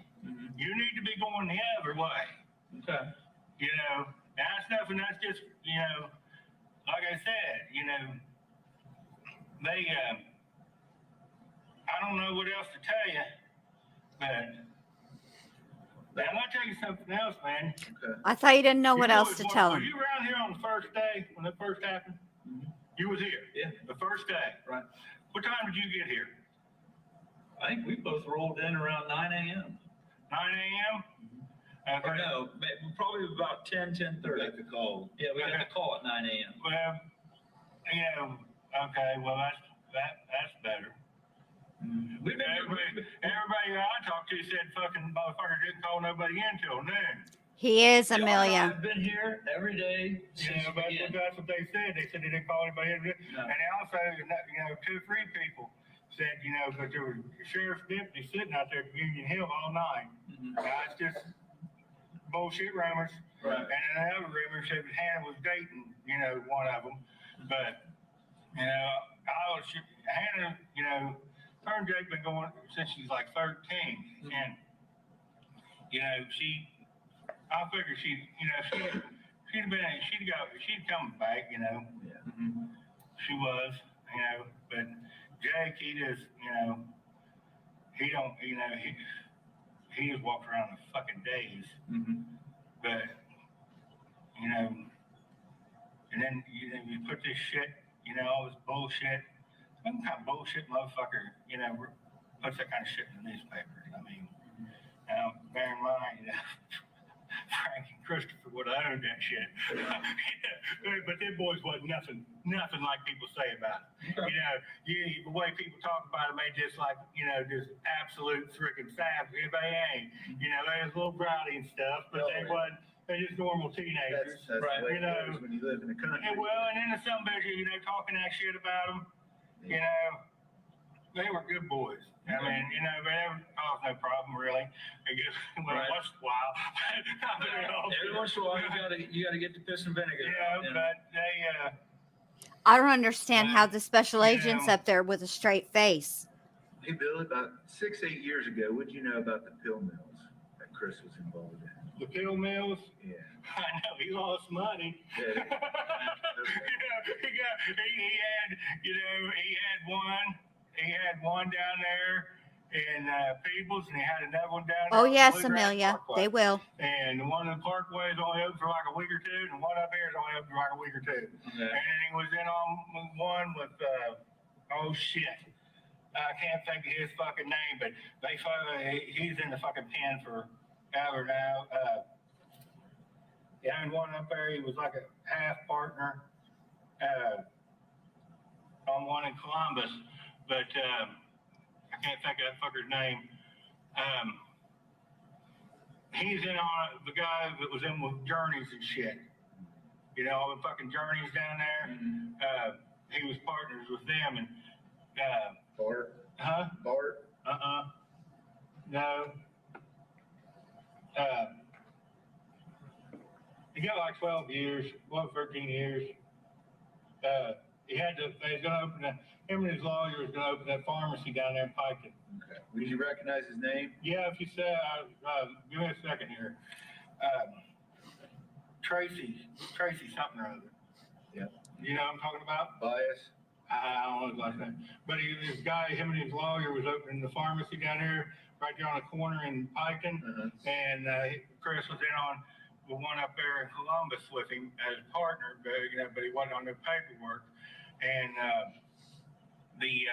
but the ones in Peebles and down there in on the Bluegrass there, about halfway across the Bluegrass Parkway, the little town down there. Shit, can't think of the name of it. Oh, it's where that one guy.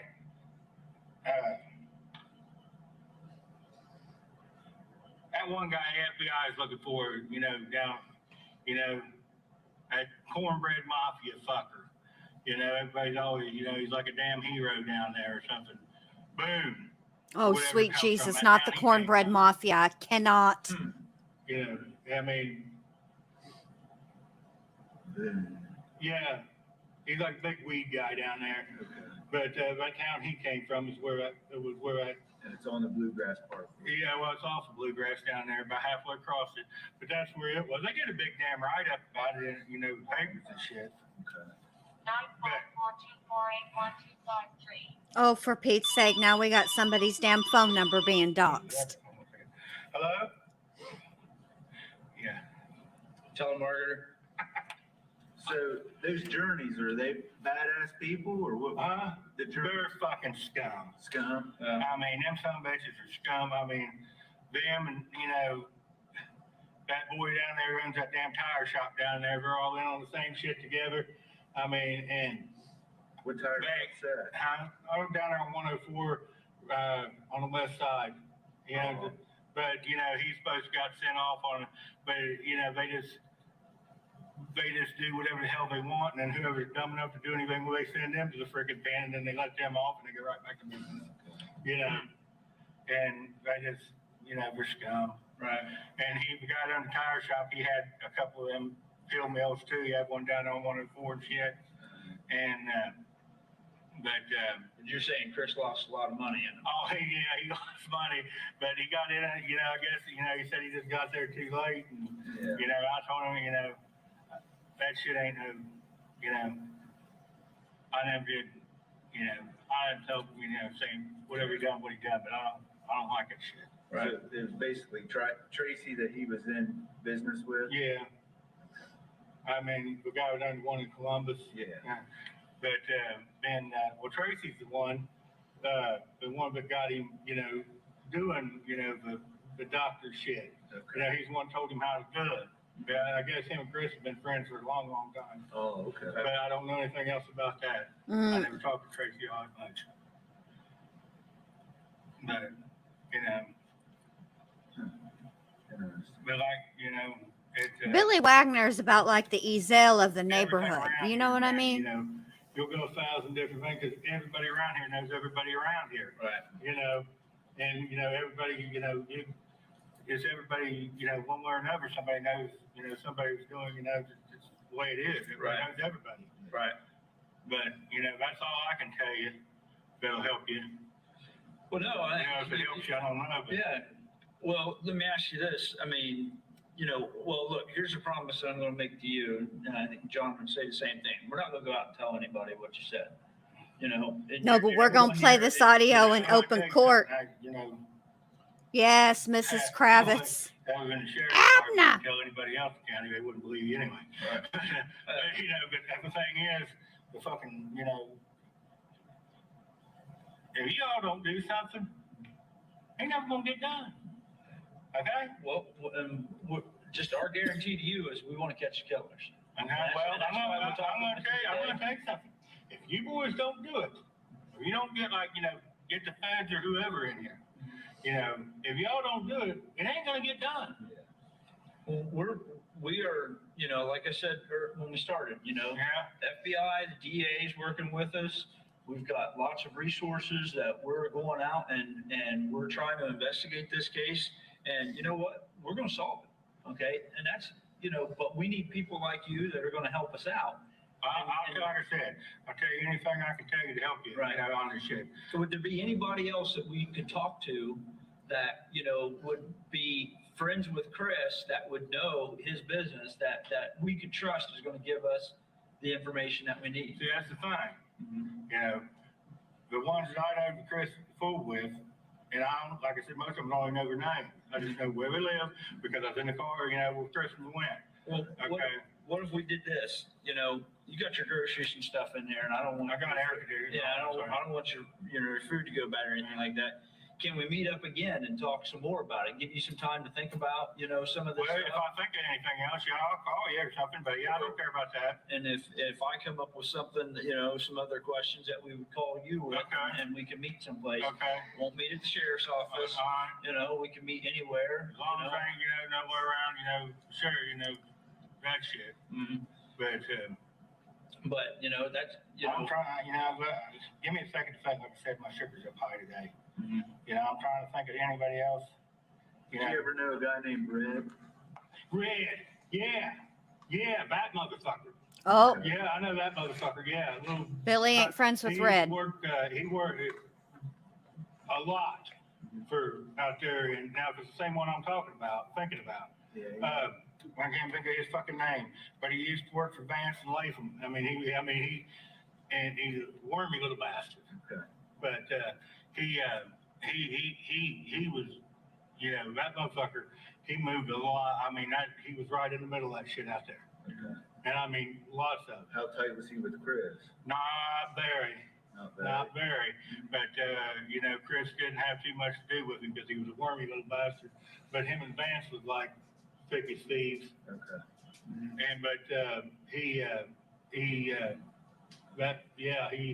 He was right in the middle of all that shit. I can vouch for that. You don't remember his name? I don't remember his name, but he little, you know, damn.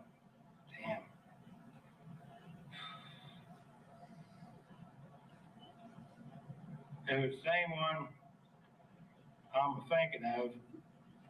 He, right before Vance got sent off, he's already ain't got the big damn fight spot at the Massacre on him. And he went up there, had Vance fight a fucking elk out of his shoulder. He didn't tell you that's why his shoulder, because she bit him. Fucking Vance bit a hook out of his shoulder. Oh, yeah. Fucking stupid motherfuckers. But if it's the same one, that's, you know, Okay. that way you know if it was it. You look, see if around the time Vance got sent off, if the one you're talking about's got a domestic on him, look at the thing. Is he up around Peebles? No, he used to live out around Lathan. Right up there, right past Long's Retreat on his mom or dad, I think, lives right past Long's Retreat on the right. Okay. But Last name Hall? I don't know his last name. But other than that, but like I said, everybody, you know, if you mention somebody around, they're all in on it. Yeah. I mean, the whole damn county. Well, one thing I'd like to leave you with is, I just ask that you don't. I don't talk except nobody. for mine. Yeah, like I said, you know, if I knowed anything I thought could have been a real help, I'd have, I'd have went and found, I wouldn't have went to that on air, but I'd have found somebody. But, I don't talk to nobody. That's why me and Chris get along so well. Sure. You know, we didn't, Didn't talk. Well, you've got my business card. no, no. What I mean, you've got my phone I got your number. phone number in my phone. I'm gonna give you a business card. If I can think of anything, I don't care to tell you, but, like I said, You want to, don't think. put my number on Yeah, there in good. case you can't get All hold right, of go mine. ahead. Now, I'm gonna tell you something. Y'all seem like you're pretty straight up and everything for what you are, but, don't cause me no damn trouble now. No. We're not gonna say anything. I got, As we told you. these motherfuckers down, I ain't scared of the motherfuckers, but I just don't need the aggravation. Right, no, we told you. I got my dad sick, my mom, and, my sister and shit, and then I got, my wife and 2 grandbabies in the house, and my boys and stuff. Don't cause me no trouble. We're not gonna cause you any trouble. I'll help you any way I can, but first, Really, that's I'm gonna your, tell you something. your last word. And the only reason I'm helping you is because motherfuckers, somebody has robbed, a lot of people down here, flat ass robbed them. Mhm. And but if them some bitches up there, if they start getting wet, I'm gonna know you boys said something to them. No, well, listen, it's our promise to you. I'll help you anyway. I'll help you any way I can. I don't, Well, I appreciate I'll tell that. you something. I ain't no fucking snitch. No, But Chris is gone, so it don't really matter. well, It don't matter now. And somebody, that was bullshit. you just need to understand that all we're trying to do is solve who killed Chris and his family. And that's all we're concerned about. And, and that the Carver information boy- you've given us. And see, they're doing they're doing some stupid shit. Mhm. Okay. I don't know how much that Carver boy knows because he's a fucking dope head. But he said they shot his kid the most. What the fuck did they shoot his kid the most for? Mhm. What the fuck is that? Nothing makes sense, Right. But, and I'm gonna tell you something, I know it wasn't family, I know it wasn't a family member, because them buggers, they were, and I don't know how we fucking could have pulled that shit off anyway, because if one phone call would have been made, one, them motherfuckers would have been coming out of you don't understand it. They was, they were there for Right. one. If you fought one of them, you were gonna fight them all. Right. No, Right. And they didn't give it, and they was a close, tight family. Mhm. I know it wasn't one of your family members. Okay. And that's what the fucking asshole up there keeps trying to. No, lie. it That's wasn't, bullshit. because it was You got yours. them 2 kids down there in the fucking foster care. Mhm. What's up with that shit? Mhm. That's bullshit. Them babies are down. Chris's mom and his brother, I thought the one little girl Jake thought was his, but he did it wasn't his, but but still she's Sophie's sister, Yeah. and they're down there. And what's up with that shit? Really? Why won't they like it? Well, unfortunately, that's one of those things that we're not involved in. They don't let us get involved in that kind of stuff. And so they keep us at arm's length away from all of that. You guys work for Attorney General. Right. Well, Seems but- to me like you're the fucking boss. Right. Right. Well, but we don't have much say in where they put those kids or anything like Well, that. you ought to try to get him to do something about it. Well, we've got Leave him down there in that damn dungeon. We've got our attorneys that are working with the family, trying to get them some visitation and trying to work things out with them. So Chris's mom, she's, I've never met her, but, Chris is, said she was, she's special, but, Tony says she's a wreck mhm, and stuff, but, what's it, well, we wouldn't let them at least see them babies. right. And I'm gonna tell you something. They don't need to go to the Carters. Mhm, They don't. all right. But, I don't know. If give me a second to think here a minute. Like I said, my sugar's up to date and I ain't No, it's- thinking. I'm trying to think of anything else. Let me see. I know there's no way that he up there across the river in Huntington. I don't know. You might check the phone records or something, see if the West Virginia Huntington number comes up or something. But I know he come in a lot. I don't know who he is, but I know he comes down like once a month. Chris tells me he comes down once a month. But he was from Huntington. But you might go check phone records because Chris didn't talk to a whole hell of a lot of people. If you talk to somebody in Huntington, that's the guy. Yeah, right. But other than that, but like I said, all the dope that comes into this country comes through life. I mean, it's pitiful down here. I don't know if you boys are, you said you ain't from around here, but if you've been here since the get-go, I mean, my God, you can't see what this place is. right. I mean, it's like turned into a complete shithole. I mean, and it's like nobody gives a fuck. Right. But if there's anything else, like I said, is that all you needed, or? Yeah, that's it for now. We'll if you think of something, If I think of something, I'll you give us a call. There's John's number on the back. You got mine because you called me on the phone. You can give us a call. If you have any, if you go out through there or anything, any places out there, you got there and look around. If you get out there and get turned around or something, call me and tell me, and I can tell you where to go, and you can tell me what you're looking at, and I'll tell you if it's right or not. Okay. Well, I appreciate it. If that'll help you out. Oh, I appreciate it. But like I said, that's where he picked all his, stuff up, and that guy, the two out there and towards Greenfield, and then that boy, they call him Fat Boy. Now Red, the same one you're talking about, he fucked around with that Fat Boy guy, but I've never laid eyes on him. But he lives, Chris said he lived on Dry Bone, up from the rock quarry in Lathan.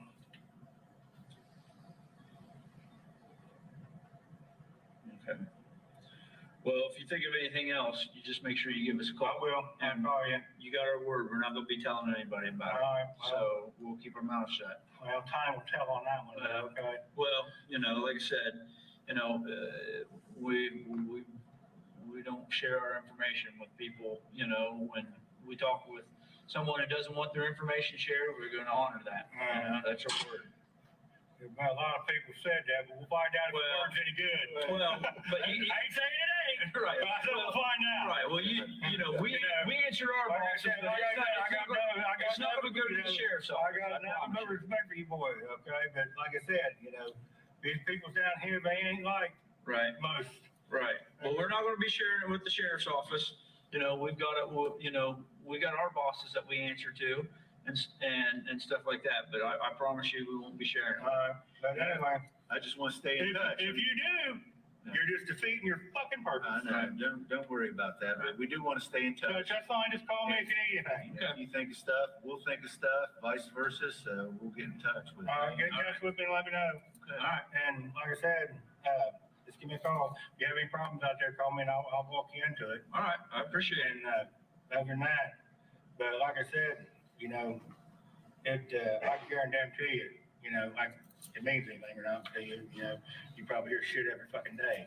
But there's no way any of his family done anything. Okay. Well, I appreciate you telling us that. Because they'll all starve. Right. I mean, they will all starve. Chris took care of everybody. Right. He took care of everybody. Well, that's what people said, is that he He took care of people. took care of everybody. I mean, Right. they'd all starve to death if it wasn't for me. And, but other than that, it's, that shit, they come up, we were talking about the damn Mexican cartel, that's bullshit. You didn't deal with any Mexicans? No, well, I don't know about this new deal, but I know, not that I've ever, I know that was bullshit. Him and Dana get along well? Yeah, they just, You never complained about anybody, you know, with her? No, Dana wasn't gonna leave the cash cow, okay? He took care of her, paid the bills, everything, and, you know, that divorce was, you know, more bullshit than anything, just to keep people, you know, something happened to him, you know, he couldn't say anything, you know, to her, Right. you know, that's how you know how shit goes. Right, yeah.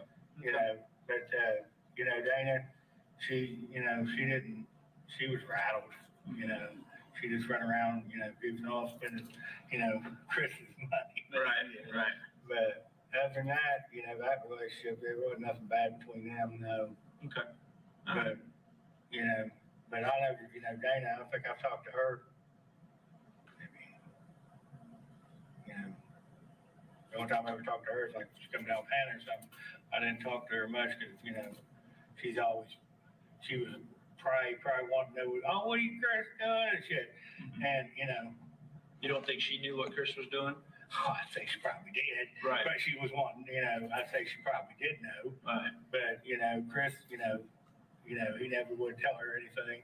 She'd get so fucking pissed because she'd ask, where you at? He's like, on the road. Right. He's like, which one?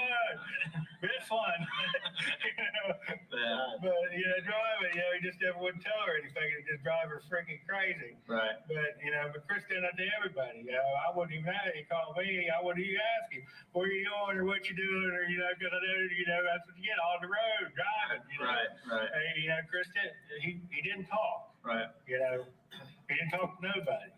Okay. You know, and he was there, you know, me and him, like, when we hung out, you know, the only ones that ever hung out with me and him was, you know, sometimes Gary, sometimes Kenneth, you know, was around. But the rest of them motherfuckers I never even talked to because I didn't want to talk to them. Right. You know?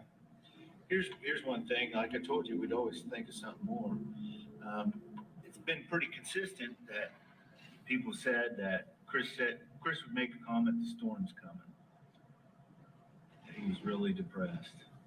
What do you mean? He's never said that to me. Never said that to you? He never said that to me. Not that they're coming, the storm's coming? No, he never said that to me. But, well, if he'd said something like that to me, you know, you know, What do you think that would mean? I don't know. He never mentioned it. I mean, nothing like that. But, man, yeah, I don't know. You know, he was drinking, He was drinking, yeah, and, you know, but he was worried. yeah, something was bugging him, that's for sure. But other than,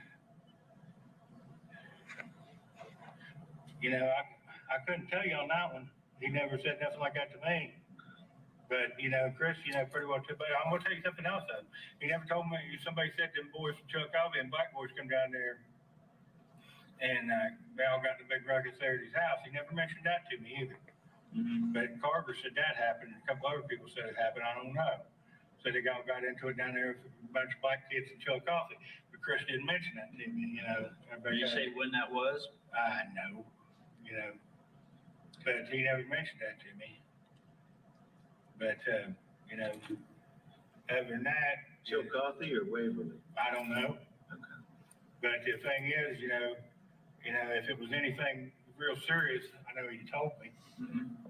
But other than that, you know, if I can, you know, come up with anything else you need to know, just give me a call. All right. And I appreciate you know, if you get out there and go looking at any of them places, then you know, just call me. I'll walk you in. All right. Well, I appreciate it. That's all right, man. Appreciate it. And, you know, I can do anything for you. All right. buddy. Well, I appreciate it. Don't. You got my word. You know, I don't. You know, I got enough freaking problems. I don't need no more. I know. You know what I mean? But other than that, have you talked to Vance any? No, I haven't talked to Vance. No, we know that he's up there in jail and stuff Yeah. like that, and so probably we'll make a trip up there and talk with him. No, Think he'll talk with us? I doubt it, Doubt it. but you could try. Yeah. You know, it depends on how pissed off he is about the fuck job he got. Right.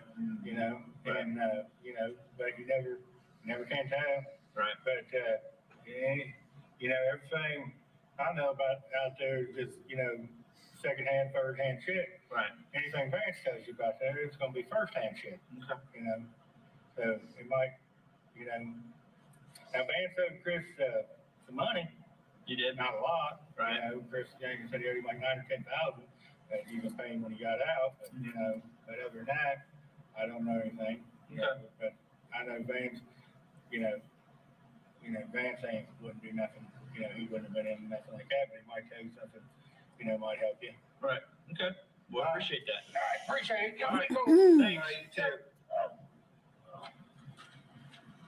Be careful.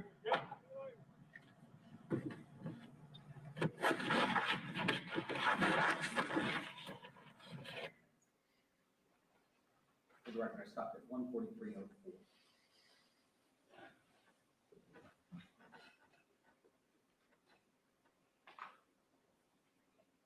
They have additional questions. Yes, Your Honor. I didn't know if the court wanted me to continue. We've been for 2.5 hours. Our break probably should be lunch break whenever we do. Is now time to do that? Sure.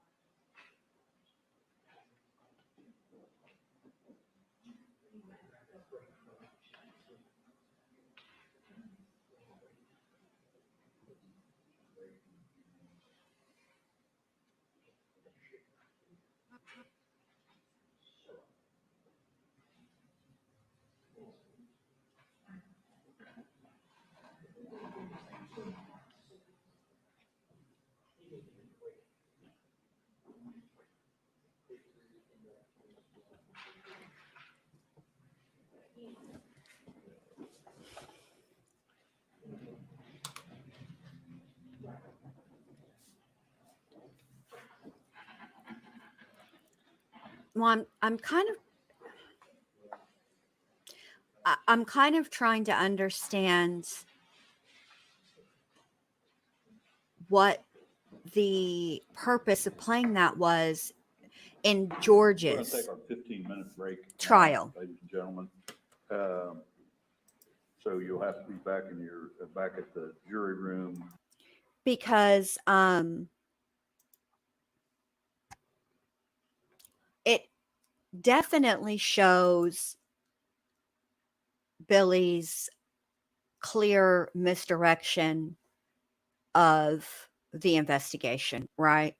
Because he's adamant that it wasn't anybody in the family, but it also wasn't the cartel, but there were local people that were,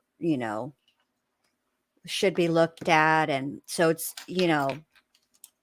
my favorite part though was when he said, this ain't a bunch of hillbillies in this. That was my favorite part as far as, irony. But what time did they say they finna come back? Hold on, let me read this. Oh, come on. Because now I kind of want to know. We're a little behind. So hold on, let me catch us up and see here. Hold on. All right. They'll probably be back here shortly.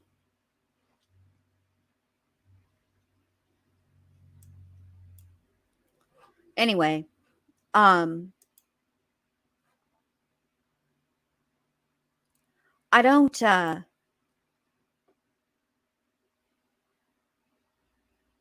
oh no, babe. No nonstop. This was Billy Wagner, the father. This is George and Jake's dad that was on the stand. Or not on the stand. That's the audio from him. Okay. And what's interesting is also that came out is in the very beginning when Billy Wagner says, I'm surprised it took y'all this long to talk to me. What's interesting about that is what the officer responded with, which was that, well, we've been trying to talk to you, but Billy, we had to go back and listen to Billy's interview in order to get your number, right? Okay, this is what I'm trying to figure out, Nonstop Mom, is because they played it, but then they decided to go ahead and take a break for, before lunch, which is, I mean, it's whatever, but so there haven't been any questions asked with respect to that audio. So I don't know. It'd be, I don't, I can't say why I think it would be played because we just are hearing it.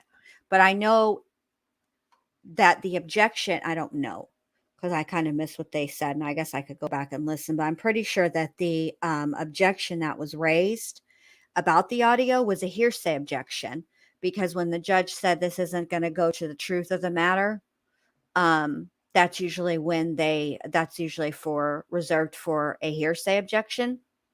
So I feel like that's what was going on, is they were objecting based on hearsay, but there has to be a purpose of this. And the only thing that I can think of at this point would be the reason is the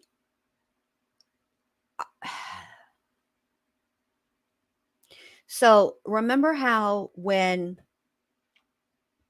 this all occurred, right? There was the attorney general was holding press conferences as long as,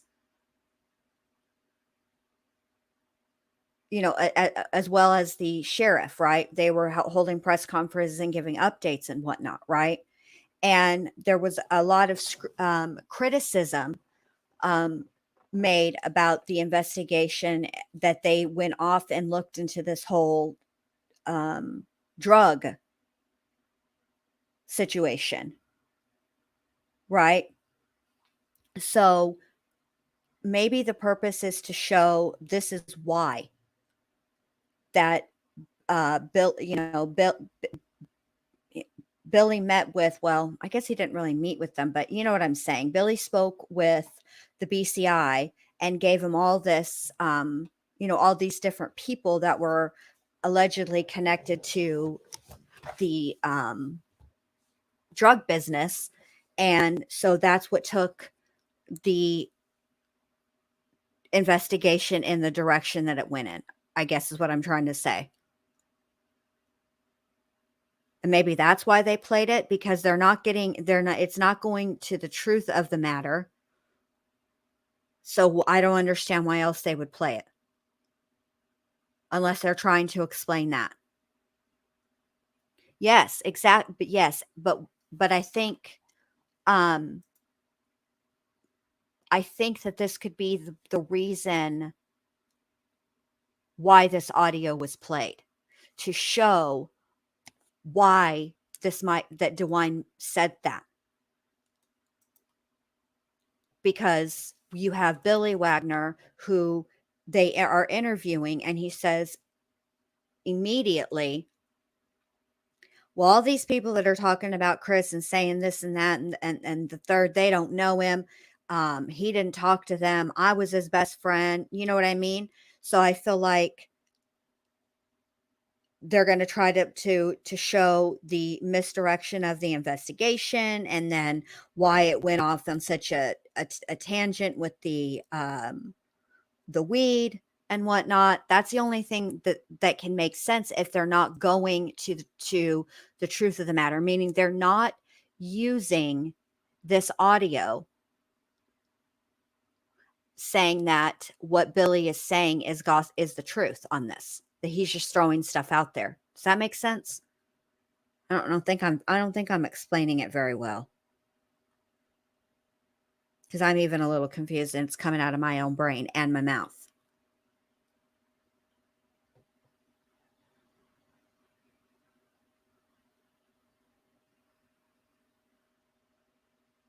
So that's, kind of what I'm thinking is that that the purpose for playing that audio is.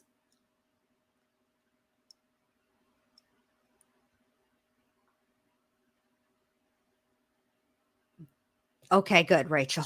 I mean, Rochelle. See, now I can't even talk. Now I can't even say people's names correctly. Good, Rochelle, because I barely get me, and it's coming out of my mouth. Yes, yes, exactly. Showing why the invest. There we go. Thank you, Nonstop Mom, for you know, what's the word I'm looking for? Succinctly summarizing how we got to where we are today. Because that's the only thing that would actually, I guess, I mean, honestly, make any sense as to why to play it for in George's trial, because it really has nothing to do with George at all.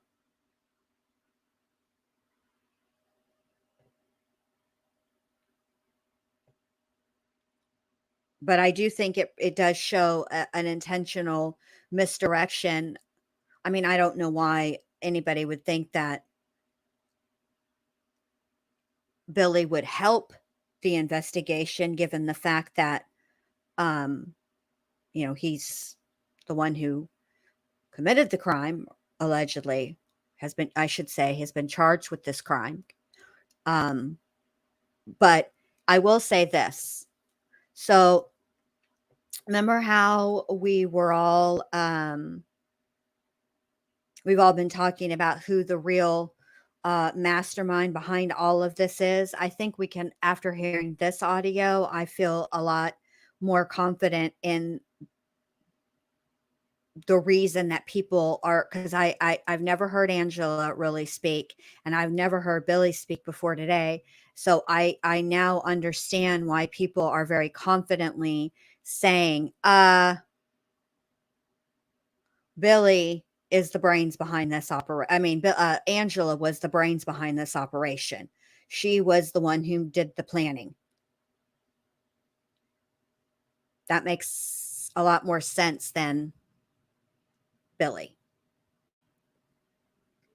Billy couldn't even finish a sentence, much less come up with and carry out a plan like this.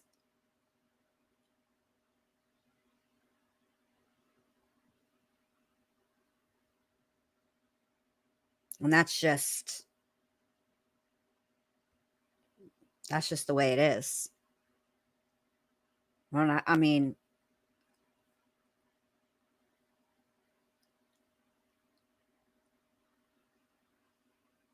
I should be coming back from break any moment now. And I want to stay till after. Normally I would not, I would just be like, okay, well, we'll just wait. But now my curiosity is piqued, and I know y'all's is too, as to what the purpose of this playing this audio was. And I feel like we're about to find out whenever whenever she begins to ask questions. So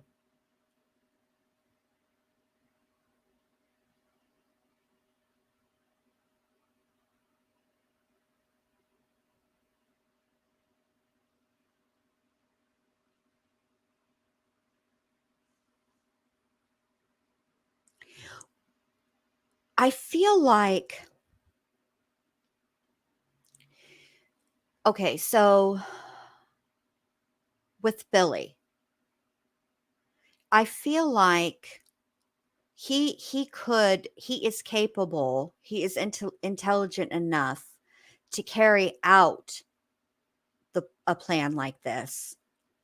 But I think where Angela why she is the ringleader, or the one that actually came up with the plan, is because I think she's likely better at the if then but clauses. You know what I mean? Where like purchasing the tennis shoes to be worn, knowing that you don't want to have your footprints out there. and knowing, and on top of it, the shoes are so hideous, right? That not, I shouldn't say that. Let me take that back. They are not shoes that guys Jake and George's age would be wearing, because the truth of the matter is they're not hideous, but that's not the age group that would purchase those shoes, because Dana's dad had a pair of those same shoes. And but he's older. So that's kind of, the point. She thought about stuff like that. She thought about the countermeasures. She thought about, she's the one that set the whole custody deal in motion with, creating a document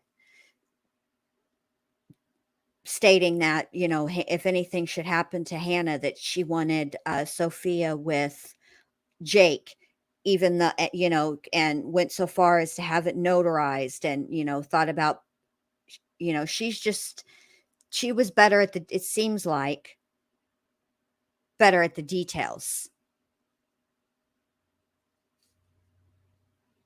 And I feel like,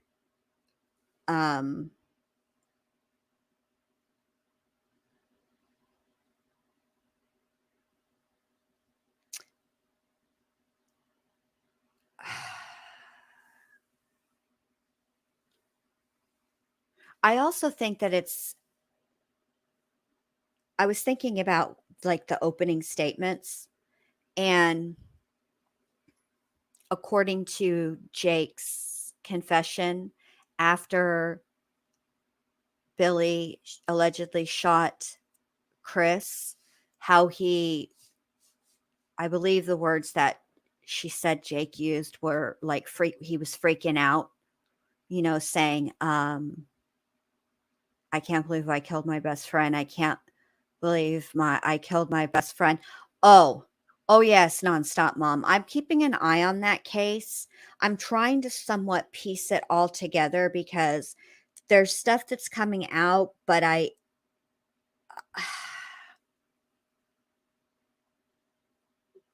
mean, at the end of the day, it's clear. I mean, obviously, because the law enforcement has said as much, it's a homicide. And I do think that the behavior of her daughter and her daughter's boyfriend is,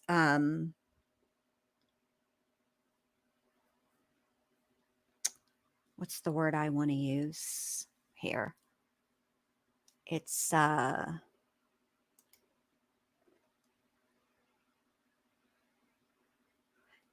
disconcerting.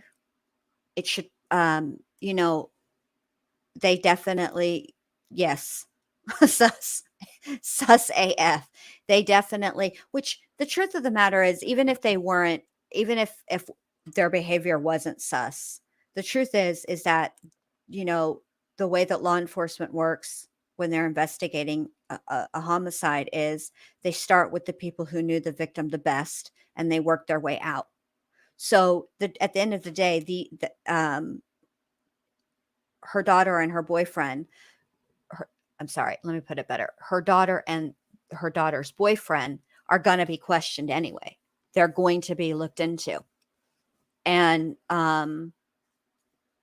this Venmo transaction, I mean, it's all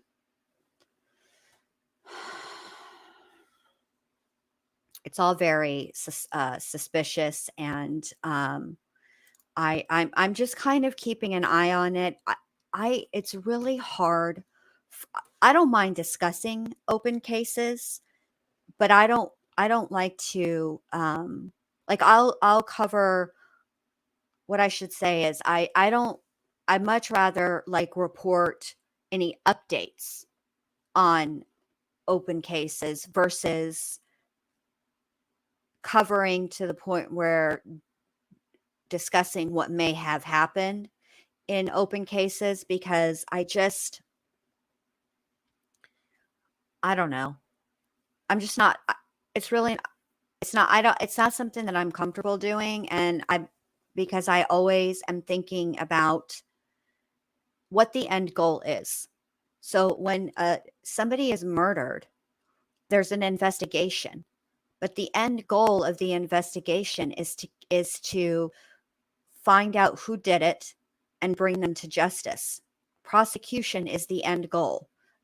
Prosecution leading to a conviction is the end goal, right? And I just feel like it's because they're ongoing and stuff is coming out and it's always a developing situation. It's difficult to navigate how to, for me, not for anybody else. It's just for me. It would be difficult for me to navigate reporting and discussing the case responsibly and ethically. Well, and 5, 6, 7, 8. I believe that once Billy and well, see, they arrested all of them. All right. And frankly, I believe that.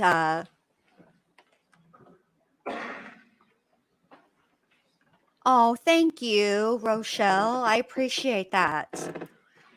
What I think happened is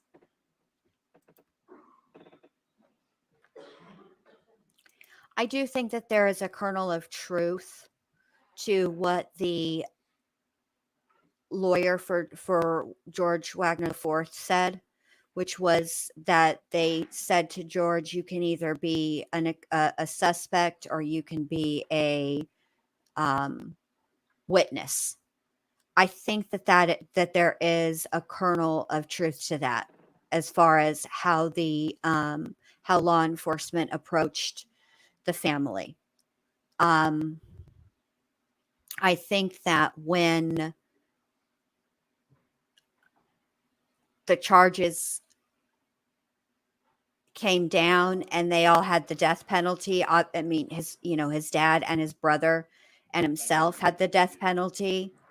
Counsel for each side ready to have the jury brought up. I think that Jake spoke with his lawyers.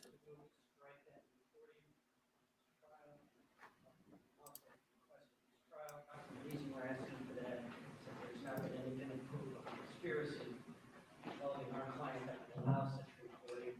Two, it violates state rules and regs of the Ohio Supreme Court, 136 Ohio State 3026, decided in 2013, and also is not relevant to our client or Russia. Behalf of the state. Thank you, Your Honor. We actually did have the opportunity to run the progeny from Rick's while we were sitting here listening to that statement. That's a 2013 case. There is a series of cases after Rick's, including an Ohio State Supreme Court case, State versus Beasley, which is a 2018 case, 153, Ohio State 3rd, 497. The progeny of Rick's make it clear that these types of statements are admissible to show the knowledge that law enforcement had that shaped their investigation or directed their investigation. What seems to distinguish Riggs from the Beasley case is Billy snitched on everybody who ever thought about or talked about selling weed in the entire county. That's what you missed. And now they're back. That created the confrontation issue. However, again, Beasley says that as long as the statements do not and the defense has then they requested a mistrial. Not for the truth of the purpose or truth of the matter asserted, but to show what was in the mind of law enforcement and what directed their investigation. And again, you gave a limiting instruction. Boom. Before that statement was played, it was an hour and 40 minutes statement. If you want to take a conservative approach and give a limiting instruction again, we would not object. And again, it would be that that statement was offered not for the truth of the matter asserted in the statement, but to show that information that law enforcement had at the time they were doing this investigation, starting to turn the investigation towards the Wagners. The other thing that I would point out is it is clear from that statement that nothing in that statement that Billy Wagner said either implicated himself or did he point a finger at the. Hey, how are you, Kimberly? Good to see you. Information that was inconsistent with other information that investigators were getting, and again, caused them to take a harder look at the Wagners. You'll hear testimony later this afternoon from Agent Scheiderer, who will talk about the information that he gained or that he got from Agent Jenkins' interview, how that was inconsistent with what he knew at the time, and how that, again, helped shape him to take a closer look at the Wagners. And that was the purpose of that. So just very brief. Yes. You know, it's disingenuous to say that it's connected to our client when they've been arguing previously that it's part of the conspiracy count. And of course, our client's traditionally a conspiracy count, so they can't have it both ways. Yes, our client's name was not mentioned, but they're playing it to try to connect our client's father's false statements, as they argue, into the conspiracy, which our client is allegedly part of, which we deny, but that's their theory. And so there has to be independent proof of the conspiracy to commit aggravated murder, or that type of statement can be played. That hasn't happened here. And we just don't genuine argument to say that it's not being played for the truth when they're trying to prove that Billy Hey, coolest reviews. cover up the conspiracy. Oh, well, now you can watch with us, Kimberly. I'm glad you're Now, here. with respect to statements in further of the conspiracy, and we argued that at the bench, and it's clear that at this point, the court's not comfortable with independent proof of the independent conspiracy. Again, it comes in for the other limited purpose that we talked about. However, later, we believe that there will be sufficient evidence to prove the independent existence of the conspiracy. And at that time, we could come back to the court and ask for instruction or allow us to argue. Excuse me. Parts of that statement. So.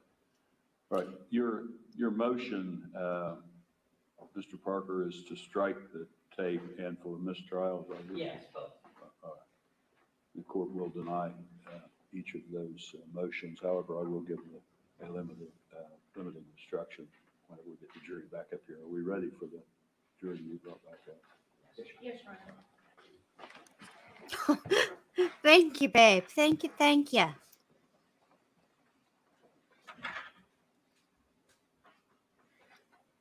And did you catch the end there? It was the fact they were listening to Billy's statements. And when they went to go vet them, they bore zero truth, which is what caused law enforcement to then start to look at the Wagner family.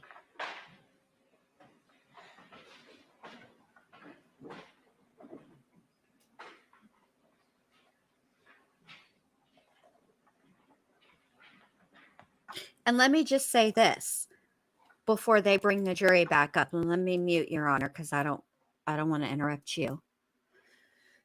I was thinking about this the entire time that Billy, that audio Billy Wagner was being played, right?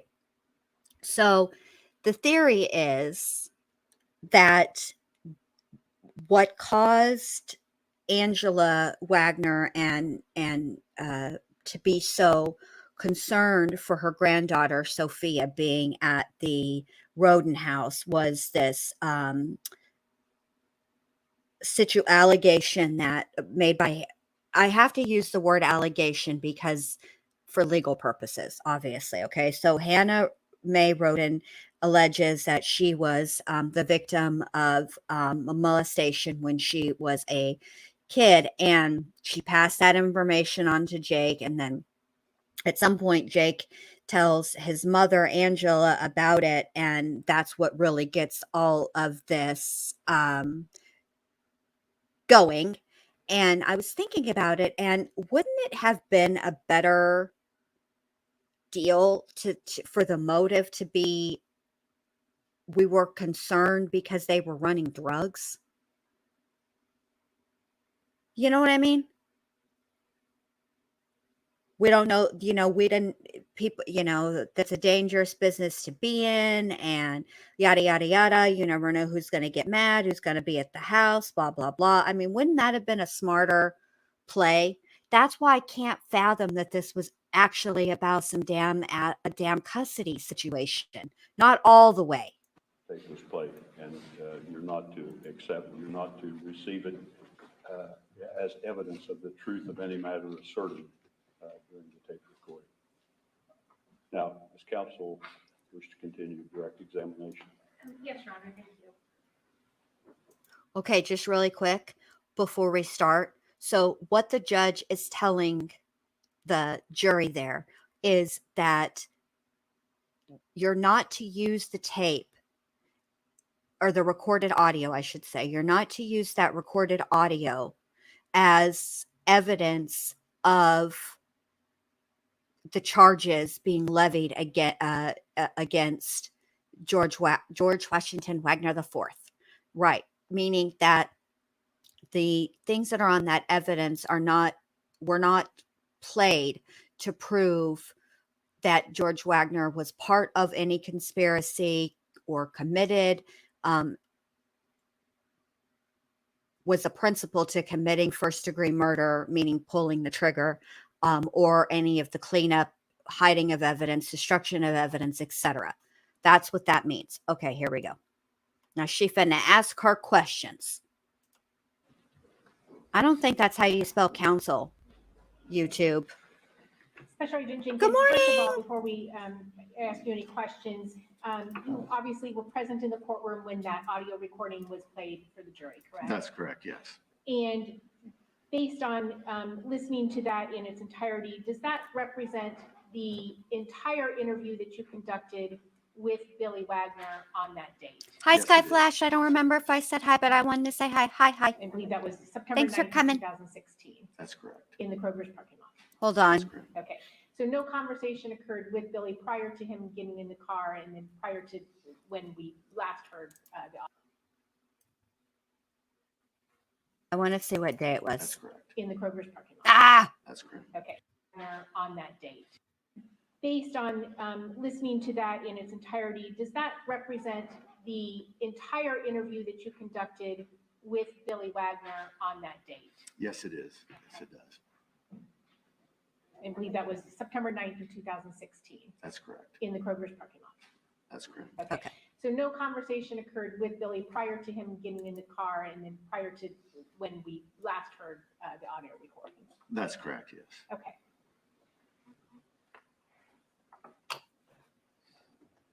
And after that point, I believe you indicated to Mr. Wagner to contact you if he thought of anything ever. Did he ever contact you with any additional information? No, we were never. Okay, basis. Getting into the truth, what was in it? No? Home rule. I need the answer. Did he ever contact you with additional information? No, we were never contacted by him throughout the investigation in reference to any of the information that we spoke about in the Kroger's parking lot. Okay. And you indicated, or I believe he indicated that the reason that you were asking him about his phone, and he indicated that the reason he no longer had his phone was because he smashed it, and then he offered you an explanation as if that was because he kept calling Chris Sr., correct? That's correct, yes. Home rule. And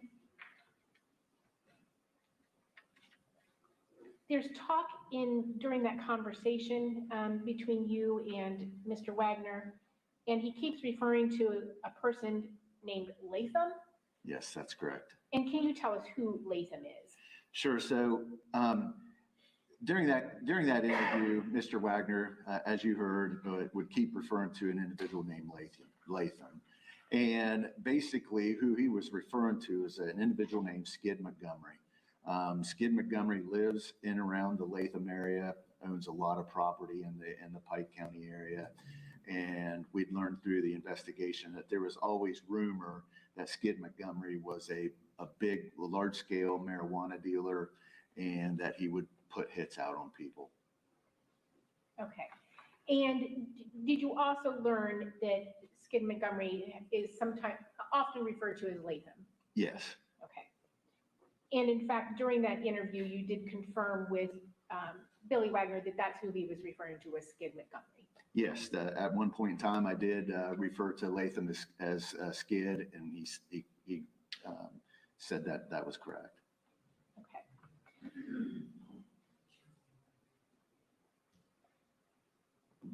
And Special Agent Jenkins, obviously Billy talked to you about an alleged business deal where Chris was expected to get a large chunk of marijuana, and indicated that it would represent a lot of money and that would put people out of business, correct? That's correct. Okay. And specifically indicated that he felt that that would be upsetting to Lathan / Skid Montgomery. That's correct, yes. Did any time during that interview, did he tell you that Chris was holding on to $20,000 of his money? Objection. I'm sorry, Objection. basis of, Getting into the substance. I'm sorry. They're getting into the substance of the recording. And that sounds perfect. Partner, certainly it's the content, but these are the facts that then later on they check up on or follow up on. Objection. Let me approach that. Yes.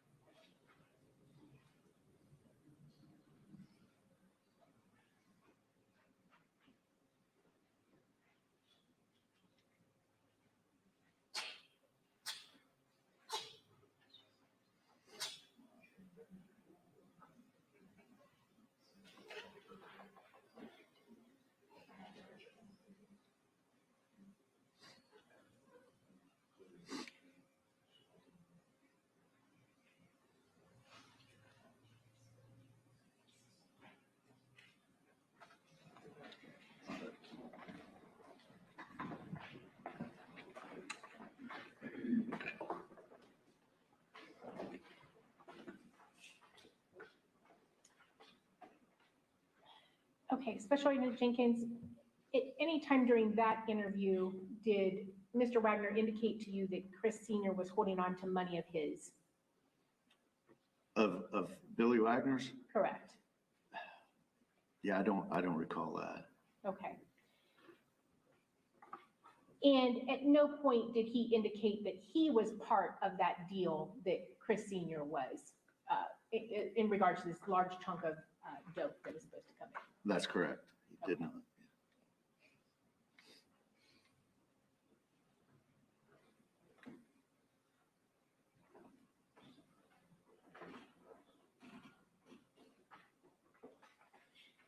He also was indicating to you that none of the family members of the Rodens had committed these crimes, correct? That's correct, yes. Referred to this as a SEAL Team 6 job. Correct.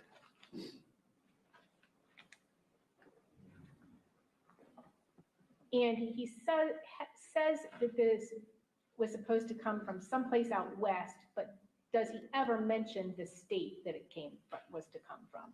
No, he did not.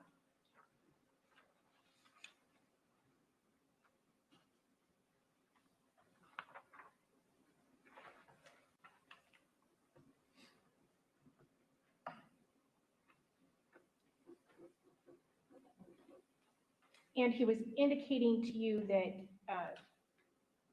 one of the reasons you could be assured that none of the Roden family members did it is because they were a close family, correct? Correct, yes. And that one phone call that night there would have been many people up there protecting them. That's correct. Okay. And if you fought one of them, you'd have. Well, yeah, I'll sustain that objection. The jury heard the tape.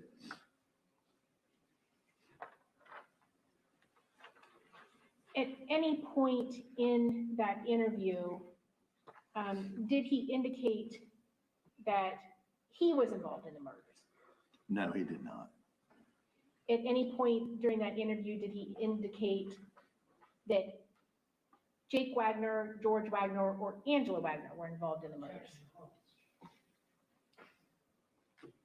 The tape speaks for itself. I'm sorry. The tape speaks for itself. The recording speaks for itself.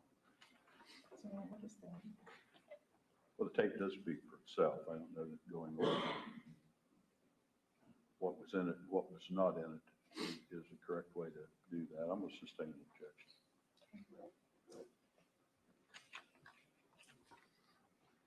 Did you, at the conclusion of this interview, well, let me ask you first.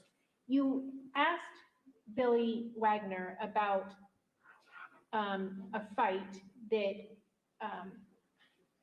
regarding him pulling a pistol on Chris Sr. and Chris Sr. taking that away from him or whatever. Why, and he denied that, correct? That's correct, yes. Why did you ask him about that? So during the investigation, there were tips were coming in and other individuals being interviewed. Well, I'm going to overrule the objection. You may answer. So we had information coming in that there was some type of an assault or a fight between Billy Wagner and Chris Roden Sr. So that was the reason for that question, to see what his response to being Billy's response was to a question of him getting in a fight a week or two prior to the murders. Okay. And again, this is during the time when you're trying to rule in and rule out everybody and anybody who had a conflict or did business with Chris or whatever, you would follow up on. That's correct, yes. Or conflict with any of the victims, correct? Correct. Okay. Again, the information concerning what tips came in or not is not being introduced for the purpose of proving the truth of any tip that came in, only for the purpose of the officer explaining why he took certain actions. The jury may not accept the statements of any tipsters may or may not have been made to the officer here for the truth of the matter stated in those tips. Thank you, Ryan. And Special Agent Jenkins, at the conclusion of your interview with Billy Wagner, did you share the content of your interview with other members of the investigative team? Yes, absolutely. After every day of investigating, and then also at each morning that we met at the command post, whichever one it may be, we did have briefings with all the other investigators so that they knew what all information that I had gained during the previous day, what my assignments were going to be for the current day, and then so everybody else did the same, so that we were, in lack of better words, we were all on the same sheet of music. Okay. And did that team also include Special Agent Ryan Scheider? Yes, it did.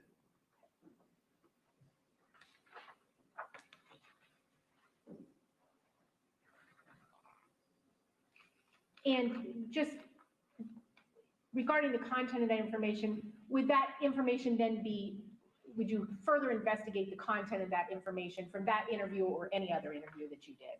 Yes, if there was anything that brought up a red flag or was a clue, then we would look at that further. I have no other questions, Your Honor. Does the defense wish to cross-examine now or after lunch break? You can do it now, Judge. All right.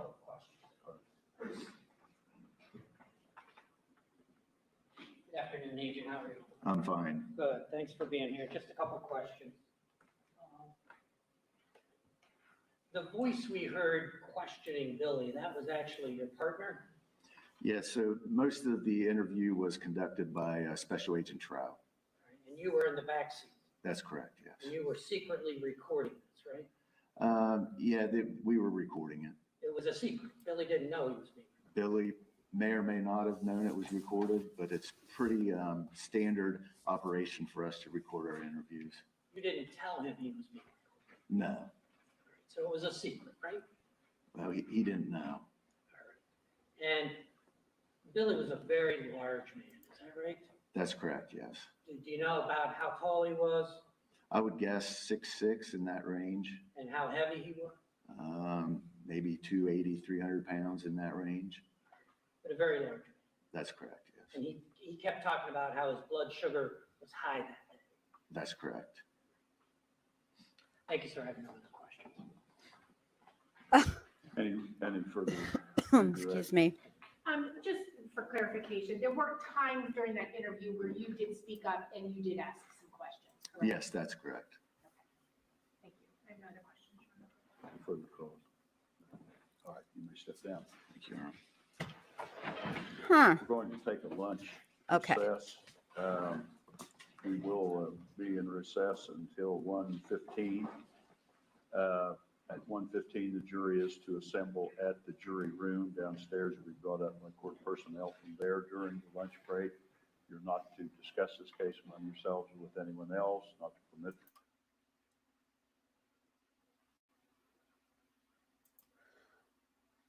Okay, so I was wondering if the defense was going to bring the blood sugar up. And I suspect that the next witness that's going to take the stand this afternoon is going to be Agent Trout, I think they said that his name was, since he's the one who was asking the questions, the majority of the questions, because the other agent that's on the stand right now is in the back seat. Because I'm thinking where they're going to go with this is that, why, first of all, they didn't tell me he was being recorded, which that's just to cast aspersions. That's just to make the jury side eye the way that they conducted the investigation, that they, used subterfuge, which is ridiculous because the truth of the matter is, Billy in that interview admitted that it knows that cops can lie, law enforcement can lie to people. So, okay, but anyway, so he had some knowledge of law enforcement and the way that they work and operate, right? What they're allowed to do and what they're not allowed to do, right? Okay.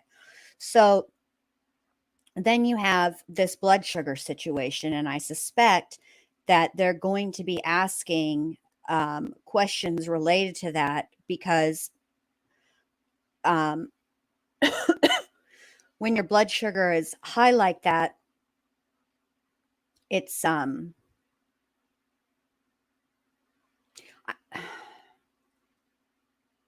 how should I put this? First of all, it's dangerous. Number one, 400 is a high blood sugar. But more to the point, I think what they're going to say is, or try to allege, is that the things that he was saying and the dots he was connecting and the allegations he was making, had he not had his blood sugar not been as high as it was, perhaps he might not have said the things that he said, and perhaps he may not have even talked to them, or perhaps he would have asked about being recorded. That's the only reason I can think of to even ask about the blood sugar. But since this officer isn't, or this special agent, I should say, is not the one that conducted the majority of the questions, he's probably not the one to ask about that, right? Because he's not the one that asked the questions. As far as what was actually played with the audio, it was very awkward. All of it, listening to it was awkward. Obviously it doesn't go to, it's not, and they're not using, the state's not using it to prove motive, or excuse me, prove conspiracy on the part of George Wagner the fourth, because it has nothing to do with anybody inside the family. It has to do with, other people that knew Chris Roden Sr. So there's that. And again, I think that they're showing obviously why the investigation went in the direction that it went in. And this was September. These crimes happened in April, so it's May, June, July, August, roughly 4 or 5 months after the murders happened, which does make sense for Billy to say. I mean, 5 months is a long time to not talk to Billy Wagner, given the fact that they were not only because it is disputed as to whether or not Billy Wagner and Sean Roden Sr. were actually friends, right? Because law enforcement has said through their investigation that they learned through other people that when Billy describes Chris as his best friend, that's not the feeling that's not how other people, hang on just a second. Excuse me. It's not how other people described their relationship. But I will say that the fact that although Hannah and Jake were never legally married, I don't know how Ohio does common law marriage, but at the end of the day, regardless of a piece of paper, they were connected as family in a way because of the shared granddaughter, Sophia. So you would think that they would have come and spoken to the Wagner family sooner, although they did interview Jake immediately. So perhaps, but I think that during their tips process and in speaking with people that knew the Rodens and knew Chris, I think they probably said, look, there was some bad blood there with, because of the way that it's, and I'm saying alleged only for legal purposes, that, Jake was abusive to Hannah, controlling, and, oh my God, no father wants their daughter treated that way. Hold on a second. Let me get rid of this. No father wants their daughter treated that way. So I'm sure there was bad blood. And we know from the things that Tabitha said yesterday on Direct that the family was very, very controlling in that they had very clear expectations and rules respective to who was allowed around their grandchildren, and that they isolated Hannah, May, and Tabitha from their families. And that in and of it's, even if you take away the allegations that Jake was abusive towards Hannah, just the fact that the Wagners thought that the Rodens were beneath them and they weren't the kind of people that they wanted Sophia to be around, that in and of itself is enough to cause bad blood between people. I know that if it were me and it were my daughter, which I do, I mean, I have a daughter who has a child, and if it were, and if his family was looking down on me and trying to keep my daughter and my granddaughter away from me, yeah, I would have a serious issue with that. Absolutely, I would. And which is also what Billy was saying on that audio is contradictory as far as them being best friends to what Tabitha testified to, which was that they didn't want, they isolated Hannah and herself from their families. They didn't want the Rodens around Sophia. They didn't want Tabitha's mom around um, her son. You know what I mean? Like, even when they were talking yesterday about, even when Tab was talking about like the custody and the visitation, it was one of the days that they had scheduled to for Tabitha to be able to see her son. Her sister was going to take her, and George said that she couldn't even be on the property. That she couldn't come in the house for sure. It was raining that day. She did not have a cell phone for Tabitha to be able to contact her once the visitation was over. And I mean, that's the way that family rolled, evidently, according to testimony and according to, I would imagine, how people talk, and they were that were spoken to by law enforcement. I'm sure they repeated the same types of stories.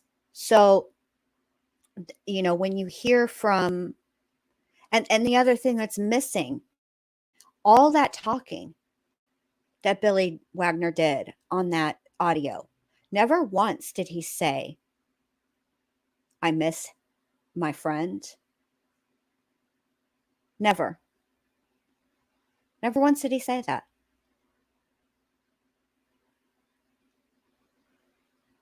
But he was very quick to point out that the biological father of Hannah Mae's newborn, that his family was no damn good, and that the baby should not go to that family. He was very quick to point that out. Sometimes it's not just, I mean, it's always not just what the person says, but what they don't say. And think about it, if it were you guys, right? And your best friend and his entire family had been murdered in the way that the Roden family was, all of them. Aside from helping out with the investigation, in any way that you could, you'd think I would mention, I miss my friend. He was quick to tell the special agents that Jake was a mess, walking around in a daze, but not himself, which is odd. Even if you think, oh well, he's a guy's guy. Okay, well, I'm not suggesting that he should break down into a puddle of tears, but there's nothing wrong with saying, I miss my friend. That's a normal guy reaction to say something like that. So I guess they're going to be taking their lunch break, and then I think the agent that was actually in the front seat is going to be called to the stand next. So we'll see what he has to say. But this is where I'm going to leave you guys. I want to thank everybody for being here today. I really, really appreciate it. If you haven't done so, could you give a girl a thumbs up on the stream? I'd appreciate that as well. And I will see you guys all back here tonight at 9 Eastern. We're going to go over Tabitha's direct testimony and then the cross-examination, because I want you guys to hear that. And also, we're going to go over Hannah Mae, her current the boyfriend that she had at the time of the murders. He testified, and we're going to go over that a little bit too, because I want you guys to hear all of that, and I want to discuss that with you guys. I haven't heard her boyfriend's testimony yet, so that's going to be fresh for me. And I haven't heard Tabitha's cross-examination, so we're all going to hear that for the first time together. So anyway, thank you guys all for being here. Y'all have a good rest of your Wednesday, and I will see you all tonight. Y'all be safe out there on these YouTube streets and in the real streets, because you know it be getting dicey out there. All right, y'all take it easy, and I'll talk to y'all tonight. Okay, bye.